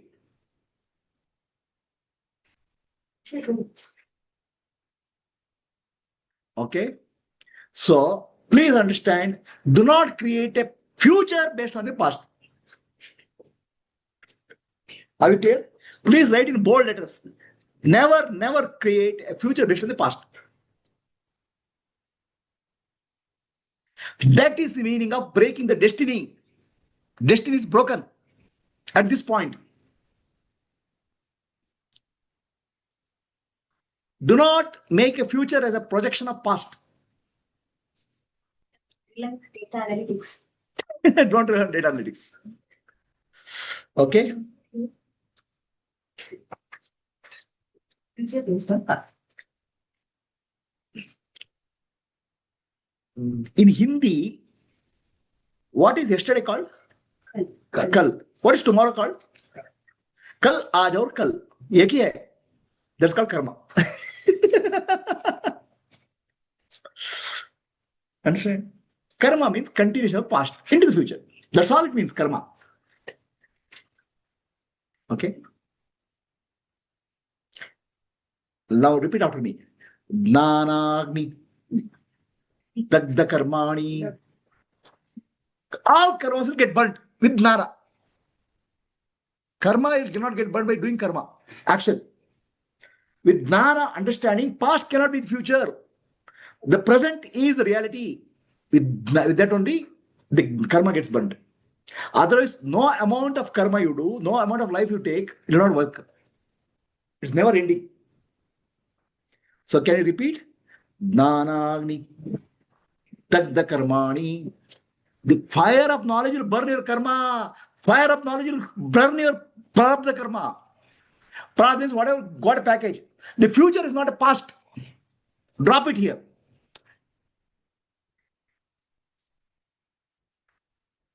Very simple. Now, on a piece of paper, you please write down the false future you have created based on your past. So imagine you don't have future at all. Erase that future. Write it down. on a piece of paper. What future you have created? Fear, anxiety, hopes. The future which you have created in your mind. Please write down. The past. From based on the past, right? What future? What future memory created? Write it down. We'll get it burnt.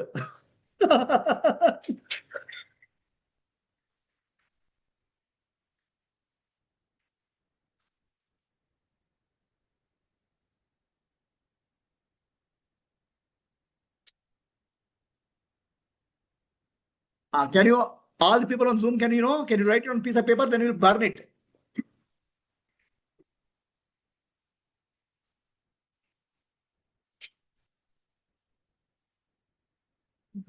Any question? The language doesn't matter. Future is not an extension of past because future doesn't exist, past doesn't exist. Only present exists. Both are illusions. You have to listen to my 40 talks. The 40 talks will blow your mind. After that, you'll mindless and blindless. Each talk is almost 1 hour. So that is, and many talks are given. Many of them are just blow the mind. All are nothing but debugging nervous system. All debugging nothing but consciousness. Guruji. Huh? We should write what to burn. First, what to burn? No. Already you created a future. No. I'll become old. I'll take another life. Or okay, when I get a mukti or not. Okay, if I get a mukti, my husband will get a mukti or not. If I get mukti, my husband will get it. My child will get mukti or not. All questions you have. No? First of all, I'll get a mukti or not. Yeah, what type of questions you have? Please write down. All are future creations. Present moment is the only reality. Have you understood that?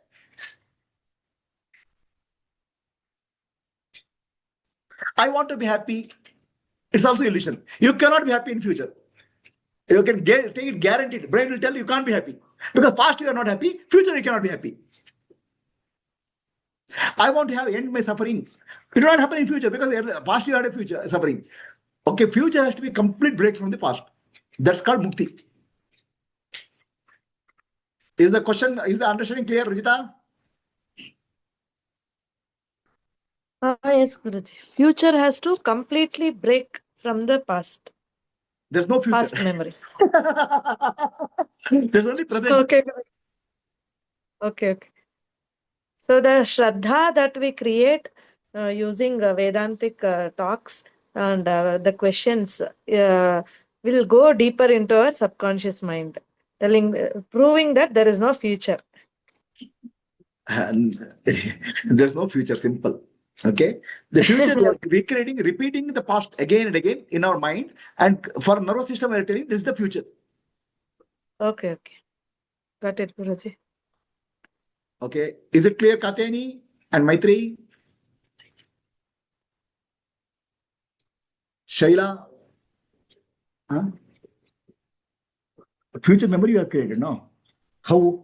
What will happen in future? The simulations. Yes, Guruji. Will it happen or not? All those conceptual programs will bring. It will make it happen. Did you understand the question? Understand clearly? What future?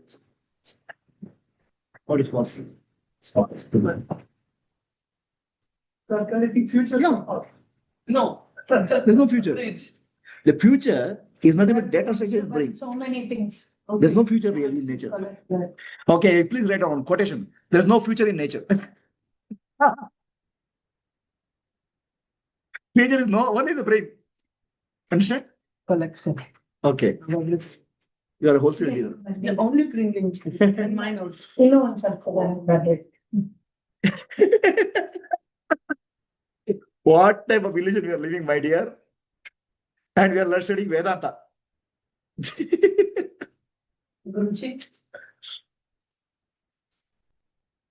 Veda has to become Anta. Veda becomes Anta means knowledge has to end. Others become Vedane, pain. If knowledge doesn't understand, Veda becomes Vedane, pain. Knowledge becomes a pain. Knowledge is your pain.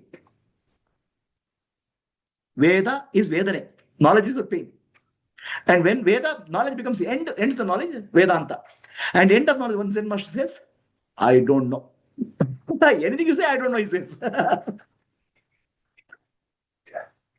Will I get mukti? I don't know. Will I not get mukti? I don't know. Is that mukti? I don't know. Because the moment you put knowledge, something already created a duality and false sense. And where are they creating, my dear? You are creating in this computer. You are good in all programming lines. What is this you are doing? Please tell me. Clear? Fantastic. No.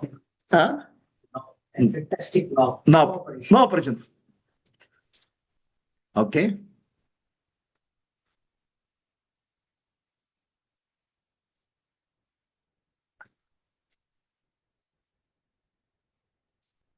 So all of us constantly thinking of future will create a memory of future. And all of us taking some beliefs from the society will create a future for ourselves. Belief from the society is I will become old and die. Old age and death is not real in nature. That's the program we are giving. There are parts of the world where people don't know disease. Because they have not seen the disease, they don't have it. Here, every day you'll get this disease, that disease, you'll get again programming. No future. You are creating future for good condition. That's in the present moment. Yeah. What? Putting a seed. No, I'm saying that is putting a seed in a computer. This has to happen. Let's say in a laptop, for ChatGPT, will tell, make a roadmap for 2040 years. Okay, and what will happen? Write it down. It has created. And you'll give pictures of what happened also. So now, is it real or unreal? In laptop. It's appearing, right? The world is a simulation center for you. It will appear. But is it real from a point of view of absolute? No. It will appear in the world, it will appear.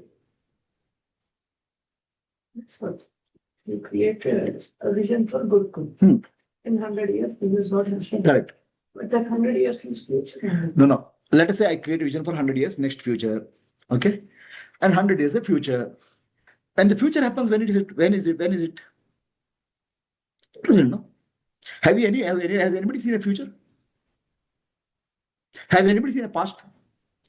Always is now, no? The seer is always in now, no? Seer has no time. Scene has a time. Scene has a movie. Movie you can create. If somebody creates a movie for 10,000 years, he can visualize the movie, no? What is the problem? Has it affected the seer? Seer is always now, no? Like projection of Modi for. Is there time for the seer? Is there time for the seer?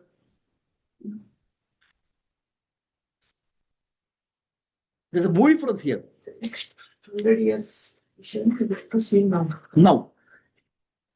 Okay, so please understand, there's no time in the conscious universe. Time is nothing but a data structure in nervous system. Data structure, nothing more than that. So please understand, the seer, the Sakshi, Atma is Mahakala. Kala, Mahakala is yourself, Atma. And she is called Mahakali.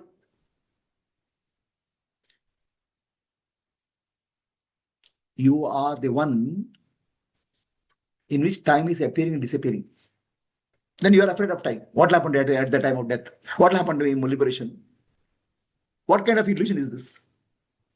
And in this picture now, which is like a canvas.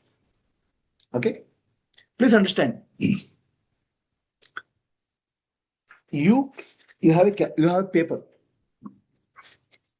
In this paper, which is 2 dimensions,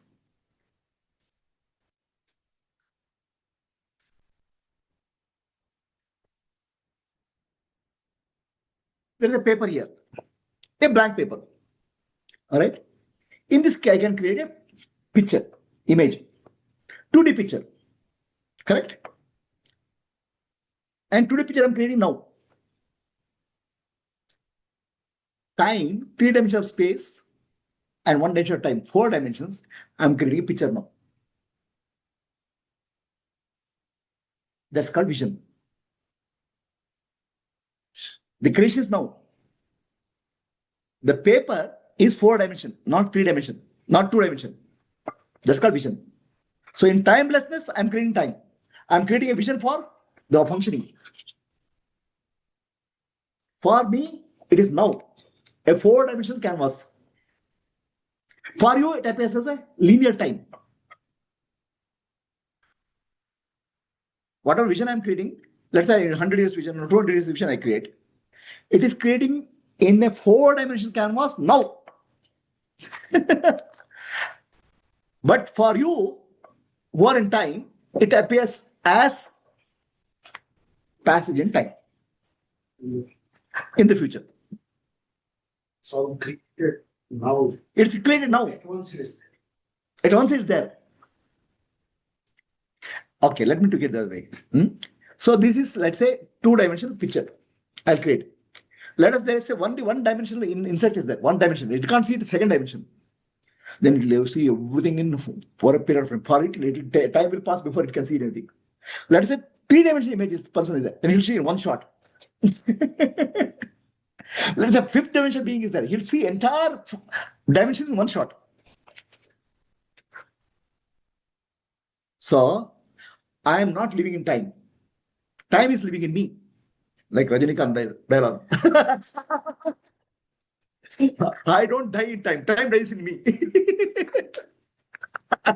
The day you missed his Rajinikanth, the fear fears me.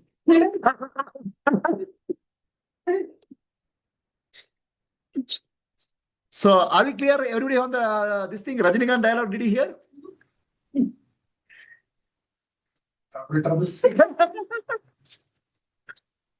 So say it is always a person. The 1 dimension, 2 dimension. 1 dimension is people can go only one line. Okay, 1 dimension is it.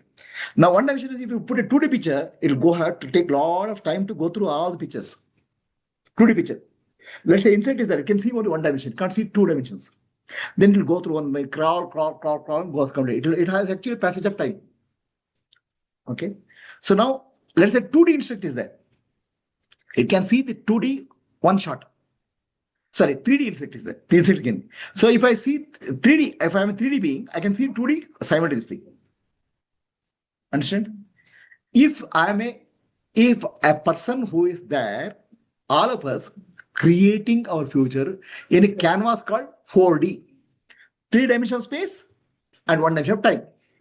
So when I say you are creating future memory, you are actually painting the future in that 4D canvas. That's why it will become real. But when you experience, you will experience in 1 dimension time. Understand? So what I am creating now is in a 4D canvas. It may take 100 years or 200 years or 500 years. It doesn't matter to me. You people who are crawling in time will see in that. But I'm seeing creating it now. Because I know the nature of reality. Then I know the nature, it will happen. See, for a person who is in 4D, 3D is very obvious, no? It's like saying one person is standing at the top of the mountain. Yeah. So he's seeing. Yeah. So example is somebody sitting at the top of the mountain and a bike fellow is coming. And he's coming so fast. The person sitting at the top of the mountain says, no, you're going for made an accident. There's a pit there. The bike fellow can't see it. It will take time for him to see that. But he's seeing from everything together, no? So if you are seeing the higher dimension, lower dimension will appear obvious, no? And lower dimension is happening now, no? For the person who is sitting on the top of the mountain, this guy meeting the accident is now. Whereas person who is going on a bike, it will take some time to meet the accident. Which dimension am I speaking from? Higher dimension. If you speak from higher dimension, lower dimension is so obvious. But if you are lower dimension, then lower dimension will take time to achieve it. 400 years, 500 years. It said that Buddha, when he caught, he saw the teaching for 2500 years. We think 2500, how we can think? Okay, because we are thinking in 3D time. Somebody in 4D can see 3D straight away, no? The questions which D you are. Then what I speak makes sense to you. Are we clear? So, whether you are clear or not, please understand you are creating time. You are creating misery for yourself in time based on the past. Don't do that.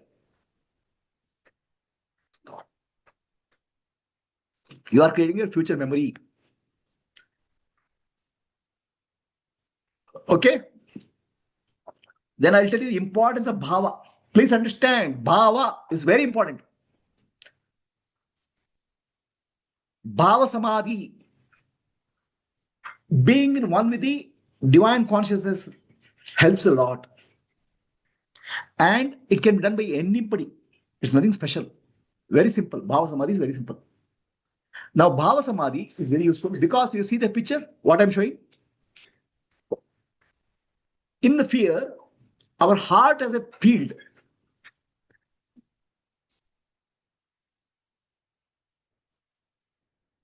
What happened? Children, huh? Okay.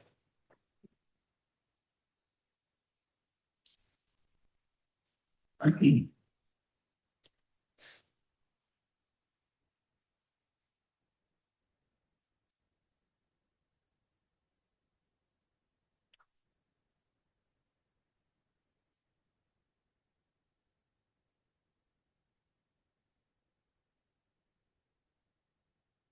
I do.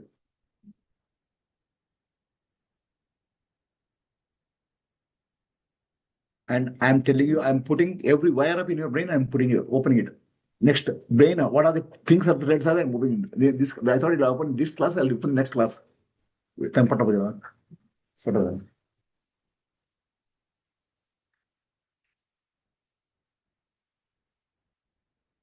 For a preview for all of you, because today I can't be able to take a text class. Preview, this is your nervous system. All wires. How to repair the threads of the nervous system is I'm trying to teach you. But today I can't do it.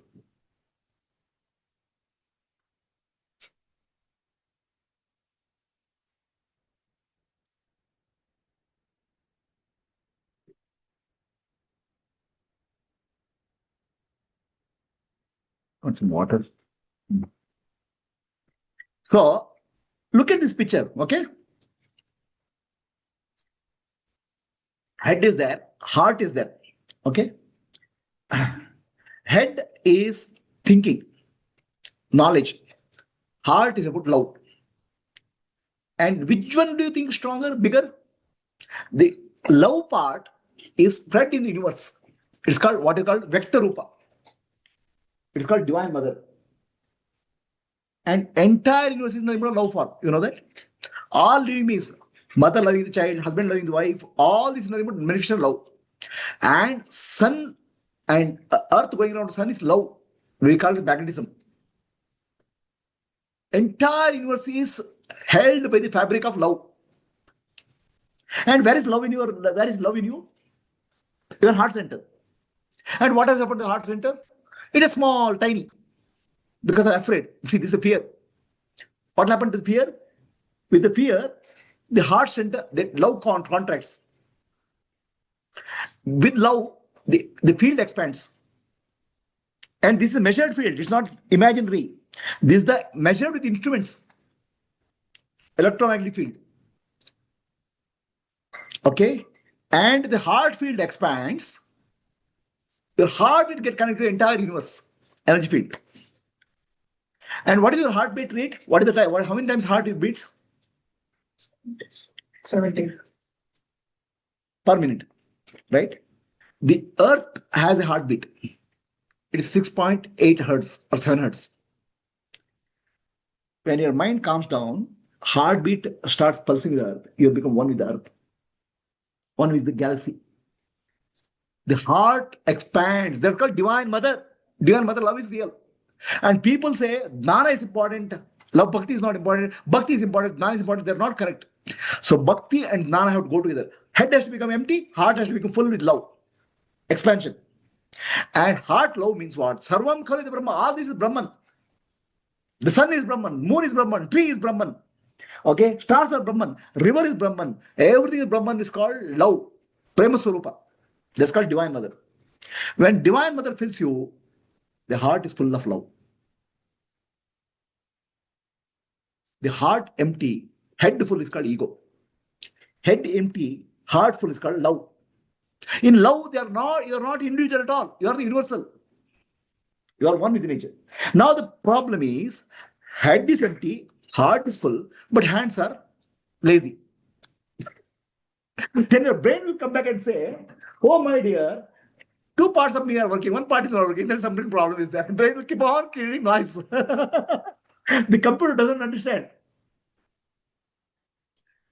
So you can have a lot of universal love, but you don't do anything. But if a child cries, you run. That means you are doing some action, and universal is fake. Because your action is not happening for, it's not that you go change the universe.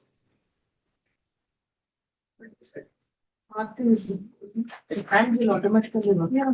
I'm saying there are people, I'm saying there is a people who have illusion of heartful. People have illusion of heartful. I give you example. People can have any illusion, no. I have Nana illusion is there. I'm heart, my heart full of love also illusion is there. I'm saying that illusion people are, I'm speaking of illusion. In reality, heart is full, hands will automatically follow. Not that you'll go and change the world, but all your small actions are also for the world, universe. Understand? I'm speaking of illusion of love, not real love. Oh, my love, the politicians, my love goes for whole world, I'm taking whole world, all fake. And the people go for wars. Okay, I'm saying of genuine love. In genuine love, which is filled with it, that's called Divine Mother. And head empty is called Shiva. Shiva and Shakti have become one. Shiva Shakti ke Rupini Namaha. Shiva Shakti ke Rupini Namaha. Shiva Shakti ke Rupini Namaha. And head and heart become one. Hands will operate automatically. Then our nervous system, brain, which is a computer, understands, oh, this is a reality. Otherwise, you will not take it as a reality. You tell me, your child is crying and you're not going lifting the child. It's not in tune with the reality, it is programmed in the brain. Then realization doesn't appear to be complete. Incompleteness. Head, heart, and hands have to go together. Head has to be empty, heart has to be full, and hands have to do something. I'm not saying which service, some little bit, whatever is possible. Means then you are integrated, holistic being. Head empty, heart full, hands working. Shiva, Shakti. Shiva, Shakti. Shakti, Shiva. Shiva, Shakti. Shakti, Shiva. Shiva Shakti ke Rupini Namaha means that. Heart has to expand in love. That's called Bhava. Bhava is very important. People who don't understand think Dana is very important, heart they don't give importance. They're not connected to the physical world. They're connected to the manifest reality. Saguna Brahma, they are not connected.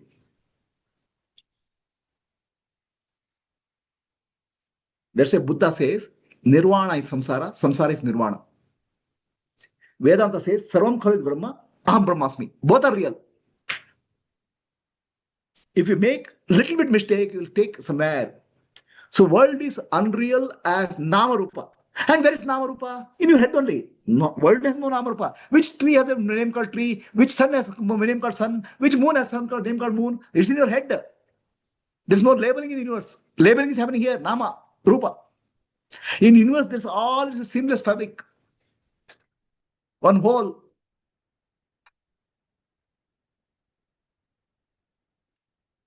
So, the moment your heart shrinks in fear, it becomes small. And heart expands in love, it's called Bhava, Bhava Samadhi. Divine Mother enters into you, then you feel connected to the entire universe. Right? Understand? Are we clear? So then what will happen? I'll just show you. Then, if you are connected to the entire universe, what is required for you will come. Because the universe will function with you. Now you have to function in the universe. If you are connected to the entire universe will function. That's called grace. Will attract what is required at a given moment. And you don't have to think when it has to come, where it has to come. Abundance will come. Abundance will be there. If the heart is expanded, the universe, you are one with the universe, why it doesn't come what is required to not come? Are we clear? Do you understand logic? Even knowledge will come of what marrying. What knowledge? What knowledge is required for your hands, for work? Oh, you'll not get I know this thing. I want to know biochemical engineering. I know nuclear physics. No, what is required for you will come. Intuition, functioning. See, we have illusion. I have this knowledge, that knowledge. No, what is required for illusion? This thing will come. Functioning. But is your head, heart, and hand are integrated or piece by piece? Then how can your biological computer work? Okay, just see this video.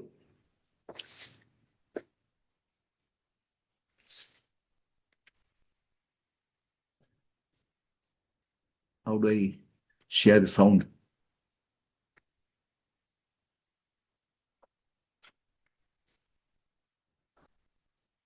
Share sound, okay.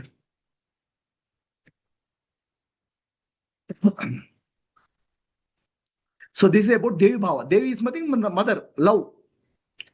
What happened to you with in love? जब आप देवी के भाव में होते हैं तो एक चीज होती है।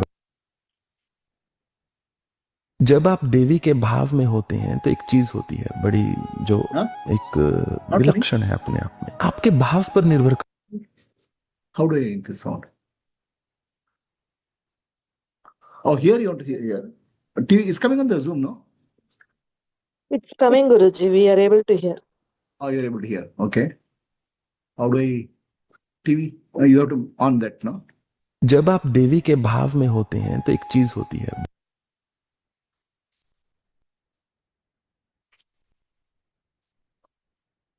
जब आप देवी के भाव में होते हैं तो एक चीज होती है बड़ी, जो एक विलक्षण है अपने आप में। आपके भाव पर निर्भर करता है सब कुछ। भाव में आप बैठे हो तो आप किसी को कुछ भी आशीष दे सकते हो, रंक को भी राजा बना सकते हो। जो भाव में नहीं हो, किसी का सरदर्द भी ठीक नहीं कर सकते। और उससे भी सुंदर बात, रहस्य की बात है, देवी को भाव में लाना भक्त के ऊपर होता है, देवी के ऊपर नहीं। वो भाव क्या आप उस सिद्ध में जागृत कर पाते हो या नहीं, ये पूर्णतः आपके हाथ में होता है। इसीलिए तो सब लोगों के अनुभव अलग अलग होते हैं। एक ही मंदिर हो, एक ही विग्रह हो या एक ही गुरु हो, सबके अलग अलग अनुभव क्यों होते हैं? मात्र इसलिए नहीं कि सब अलग अलग बने हैं, इसलिए कि वो किस भाव को लेकर आ रहे हैं। जितनी शुद्धता, सरलता होगी भाव में, जितना एक समर्पण होगा भाव में, उतना अधिक आप ग्रहण कर पाते हैं।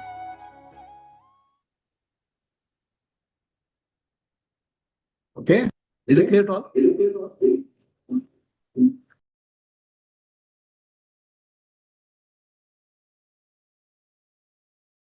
This Swami is very, very knowledgeable, Swami. Bhava. Feeling is connected to the universe. Bhava is connected to the universe.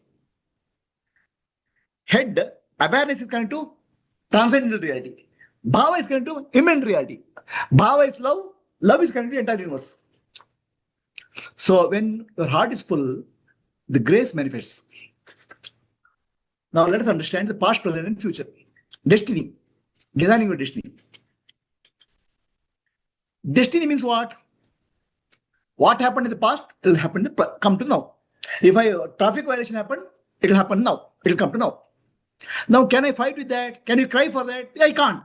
I should accept it. Okay? But at this moment, I can do something. It's called free will.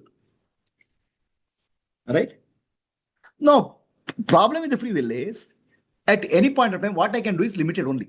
I cannot do unlimited. At this point of time, I can't go become prime minister. I mean, the choice is limited. Correct? So what is destiny is fixed. What happens is fixed. What I can do is also limited. Okay?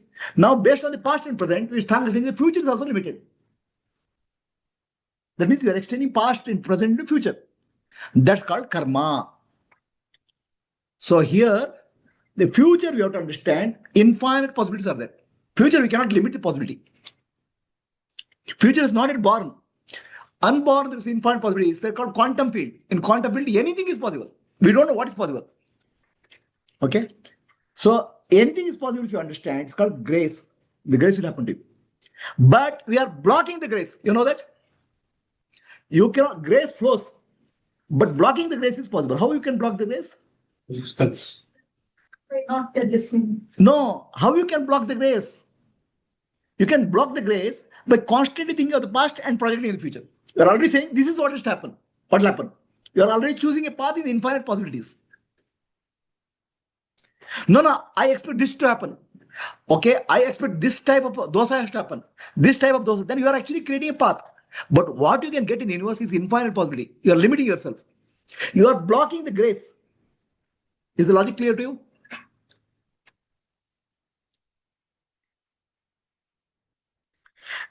Anything is possible in the universe. And everything is possible in the universe because of Ishvara. All contradictions are possible. But you are messing up with your own life. Thinking of, based on the past, you are thinking of the future. That's why you are blocking the grace. Grace is available to you all the time, everybody. Grace means infinite possibilities. But do you have the ability to receive the grace? You don't have the ability to receive grace because you are already constantly thinking of the past and thinking of the future of that. Are you open to future? Anything happens in the future? No. This has to happen this way. Then you are creating a path. Work on that. That's not self-effort. Are you understanding? Did I say what I said is clear to all? Did you understand logic of grace? Grace is flowing everywhere all the time. Grace means infinite possibilities. But we don't receive the grace because we have blocked the grace, thinking that life has to be like this only. We are excellent in dictating to God what the hell should be done. And He'll make it happen. The hell. This is good. This should happen. This should happen. Anything happens is good. Good only happens. Good only happens. If you say anything happens good, and the good only will happen to you, the grace opens up. But you are very particular. If you get dosa, I want masala dosa. If you get masala dosa, I want toast dosa, or I want bende dosa. Bende dosa, you get roasting properly. You have so many complaints that you are blocking the grace. Is your heart full with gratitude? The moment heart is full of gratitude, heart expands to fill the universe. When heart expands to fill the universe, your own is God.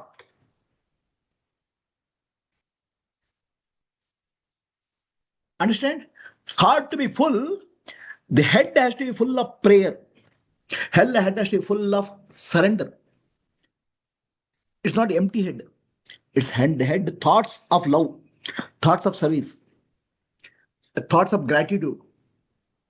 Do you get a thoughts of gratitude or contention conditionally? God should do this, God should do this, He should not do like this. This is what I want. Is that what you want in life? Then you are blocking the grace. Flow with the grace. Can you?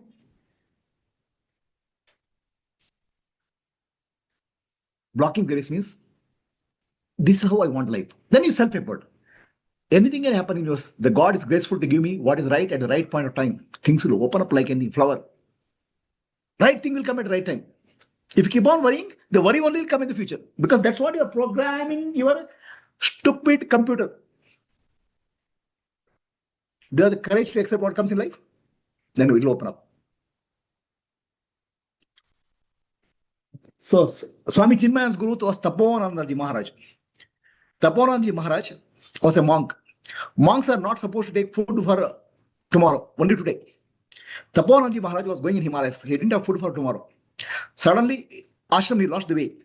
A snowstorm was there. And he was hungry. He collapsed in snowstorm, thinking that monks should not carry food because God will provide the food. In this snowfall, who will give me the food? Where will I get food? And I'll die here, buried in the snow. I may bury. After some time, some people come and put water in his face and open up. He wakes up. The people are there, are robbers in the Himalayan range. So they saw some saffron colored bag. They thought some merchant in the merchandise, some goods have been dropped. Some merchants going in the Himalayan range. So to take the goods, robbers came. And seeing a monk there, they give water and they give food also. Even food can come to Himalayas where nobody is there. The question is, do you have so much of trust in God? So much of acceptance in God? So much of understanding of universal law? Or you have your own law?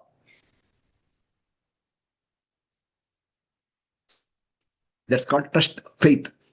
How the universe operates. Huh? Scary, no? So, very simple. Fill your heart with love. Divine Mother. Okay? Become one with Mother. That's what is called prayer. That's what is called bhajan. And people think bhakti means something. Bhakti means really being one with the mother, universal love. जब आप देवी So please understand, past becoming present and present becoming future is called karma. Is that what life is? Destiny is past karma. Free will is Purushartha is present karma. No choice in destiny and free will. I don't have choice in destiny. What happens, I don't have. Free will also, I don't have much choice because I have only limited range of things. But future is infinite possibilities. Grace can open up. No, I will visualize the future and create visualization, right? I manifest things. Then also you're limiting the grace. जब भगवान देता है तो छप्पड़ फाड़ के देता है. But do you have the courage to accept it? Do you have the ability to receive it? You are blocking the grace with your past thoughts. Break that habit. So why I'm telling this? Because healing of emotion is because of devotion. Devotion is the healing. Do you have devotion? Do you have universal love opening of your heart? Do you have prayer in your heart? Do you have gratitude in your heart? Do you have bhava? Divine grace opens up infinite possibilities. But you can block it. Blocking is very good. So entire universe can be blocked with two eyes. Infinite grace, infinite divine presence can be blocked with simple thought, past is future. Dead. You can destroy your future. And you are called Shiva. Shiva means destroyer. You can destroy your future. Okay. So now we'll do a simple prayer. Okay. Do some bhajan. Do some bhajans are important because bhajans have a rhythm. The rhythm goes deep into consciousness. Okay. Need not be logical. I mean, I'm saying we don't have to give too much of importance to head. Head has to be given importance to empty it. The heart has to be given importance to fill it. So shall we do a prayer? The prayer, bhajan, all these things are surrender. It's not a ritual. It's an expansion. Are we clear? Hey Divine Mother. Hey Jagan Mata. Hey Jagadambika. Hey Sarveshwari. Hey Dnaneshwari. Hey Sadguru Surupini. Rakshama. Rakshama. Hey Jagadambika. You are Matra Surupini. You are of the nature of pure love. Entire universe is nothing but manifestation of divine love. Love of each animal for their children, between the husband and wife, between the relatives, in relationships. Everything is manifestation of the Divine Mother. Prema Swarupini, Karunamayi, you are the compassionate one. Bless us. Bless all of us. Heal our emotions. Fill our heart with the divine love. Hey, Divine Mother, may my tongue be used for praise of you, for glorification of you. May I see your form in the entire universe. Hey Jagadambika, hey Jagan Mata, hey Jagat Karini, hey Jagat Palini, Rakshama, Rakshama, Amba, Amma, Amma, Amma. May my heart fill my heart. May my heart expand to fill the entire universe. May my heart expand to fill sun, moon, stars, galaxies, experiencing divine love in every fabric of creation, macrocosm, microcosm, May all living beings in land, sea, forest, sky, stars, planets, galaxies experience the love of the Divine Mother. Hey Jagatamba, may all beings be free from suffering. Be free from suffering.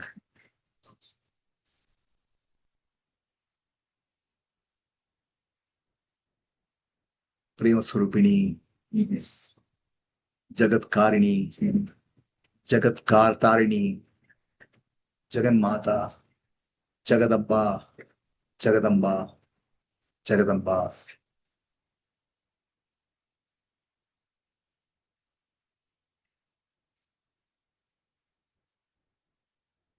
Asatoma, Sadgamaya, Tamasoma, Jyotirgamaya, Mrityorma, Amritam Gamaya. Om Shanti, Shanti, Shanti.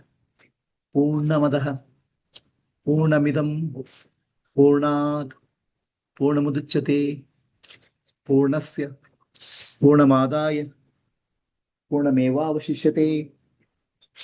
Om Shanti, Shanti, Shanti. Nanu, Nanembudu, Nanalla, Ideha, Manabuddhi, Nanalla, Sachidanandatma, Shivanannani, Shivoham, Shivoham, Shivoham, Atmadarshanam, Brahmadarshanam, Brahmadarshanam, Satyadarshanam, Antarjyoti, Bahirjyoti, Pratyakjyoti, Paratpara, Jyotireva Jyoti, Swayam Jyoti, Atma Jyoti, Shivosmyaham.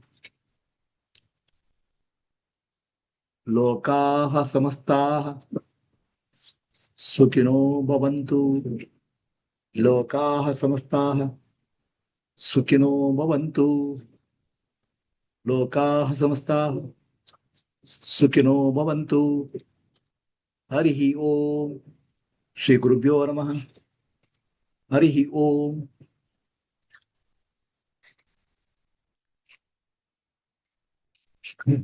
So all the people on Zoom, you can take the paper and take a matchbox and chant the mantra.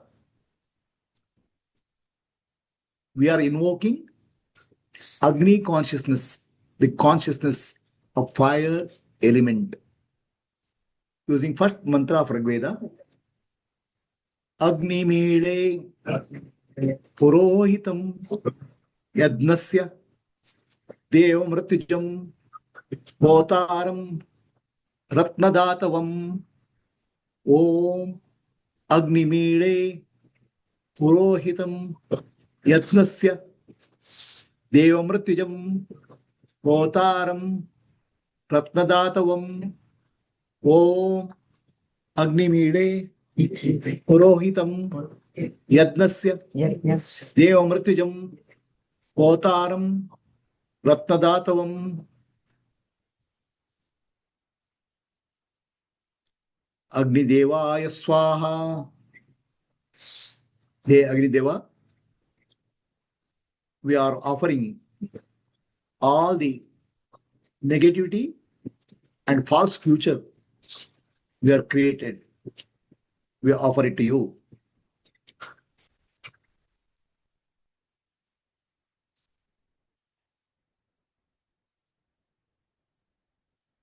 Vichara specifically wanted me to. Oh, You are in time?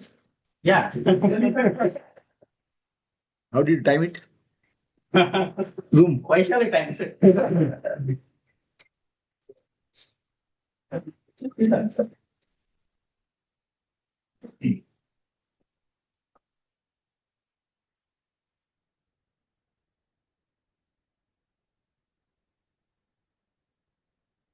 Advaita means not running away from the world. Advaita means there's no way to nowhere to go. Everything is now here. Only you have to drop the illusion of separation.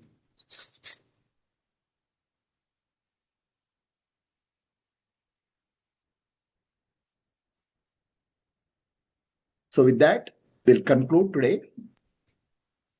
We'll chant Jota Sis Jota Jagavo.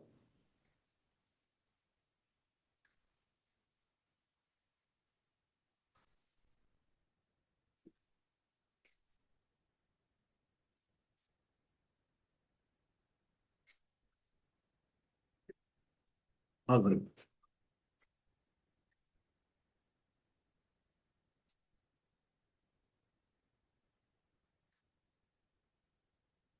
Jota Se. Wait.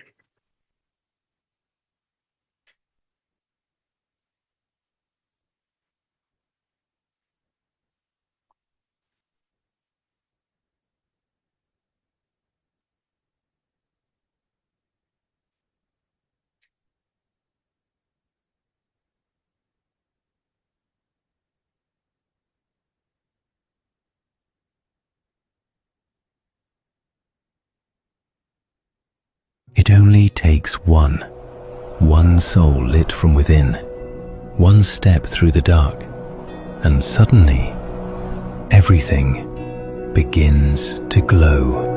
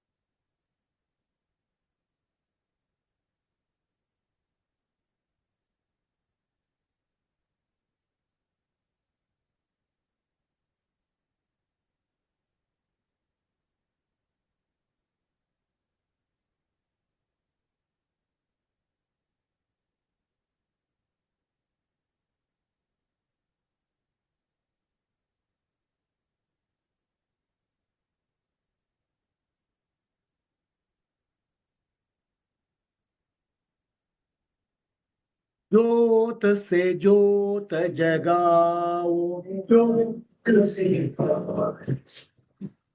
Sadaguru Jota Se Jota Jagao.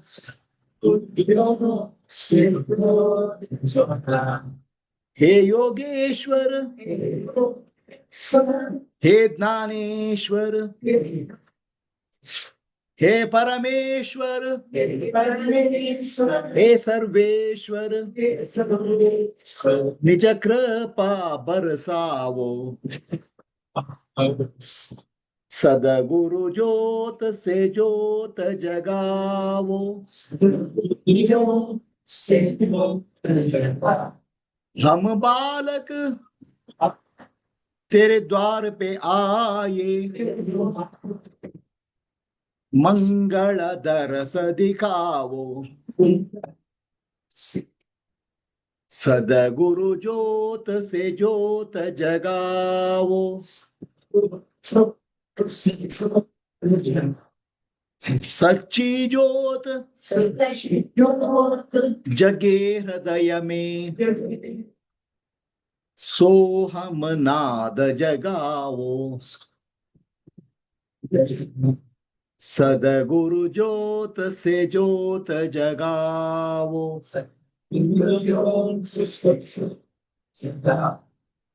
जीवन आत्मा आनंद अविनाशी, शरण न शरण लगाओ। सदगुरु ज्योत से ज्योत जगाओ। अंतर में युग युग से सोई चिति शक्ति को जगावो सदगुरु ज्योत से ज्योत जगाओ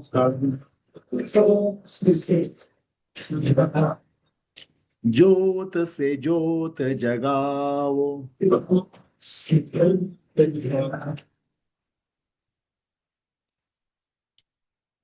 will next class I'll announce there'll be fifth workshop. Hari Om everybody.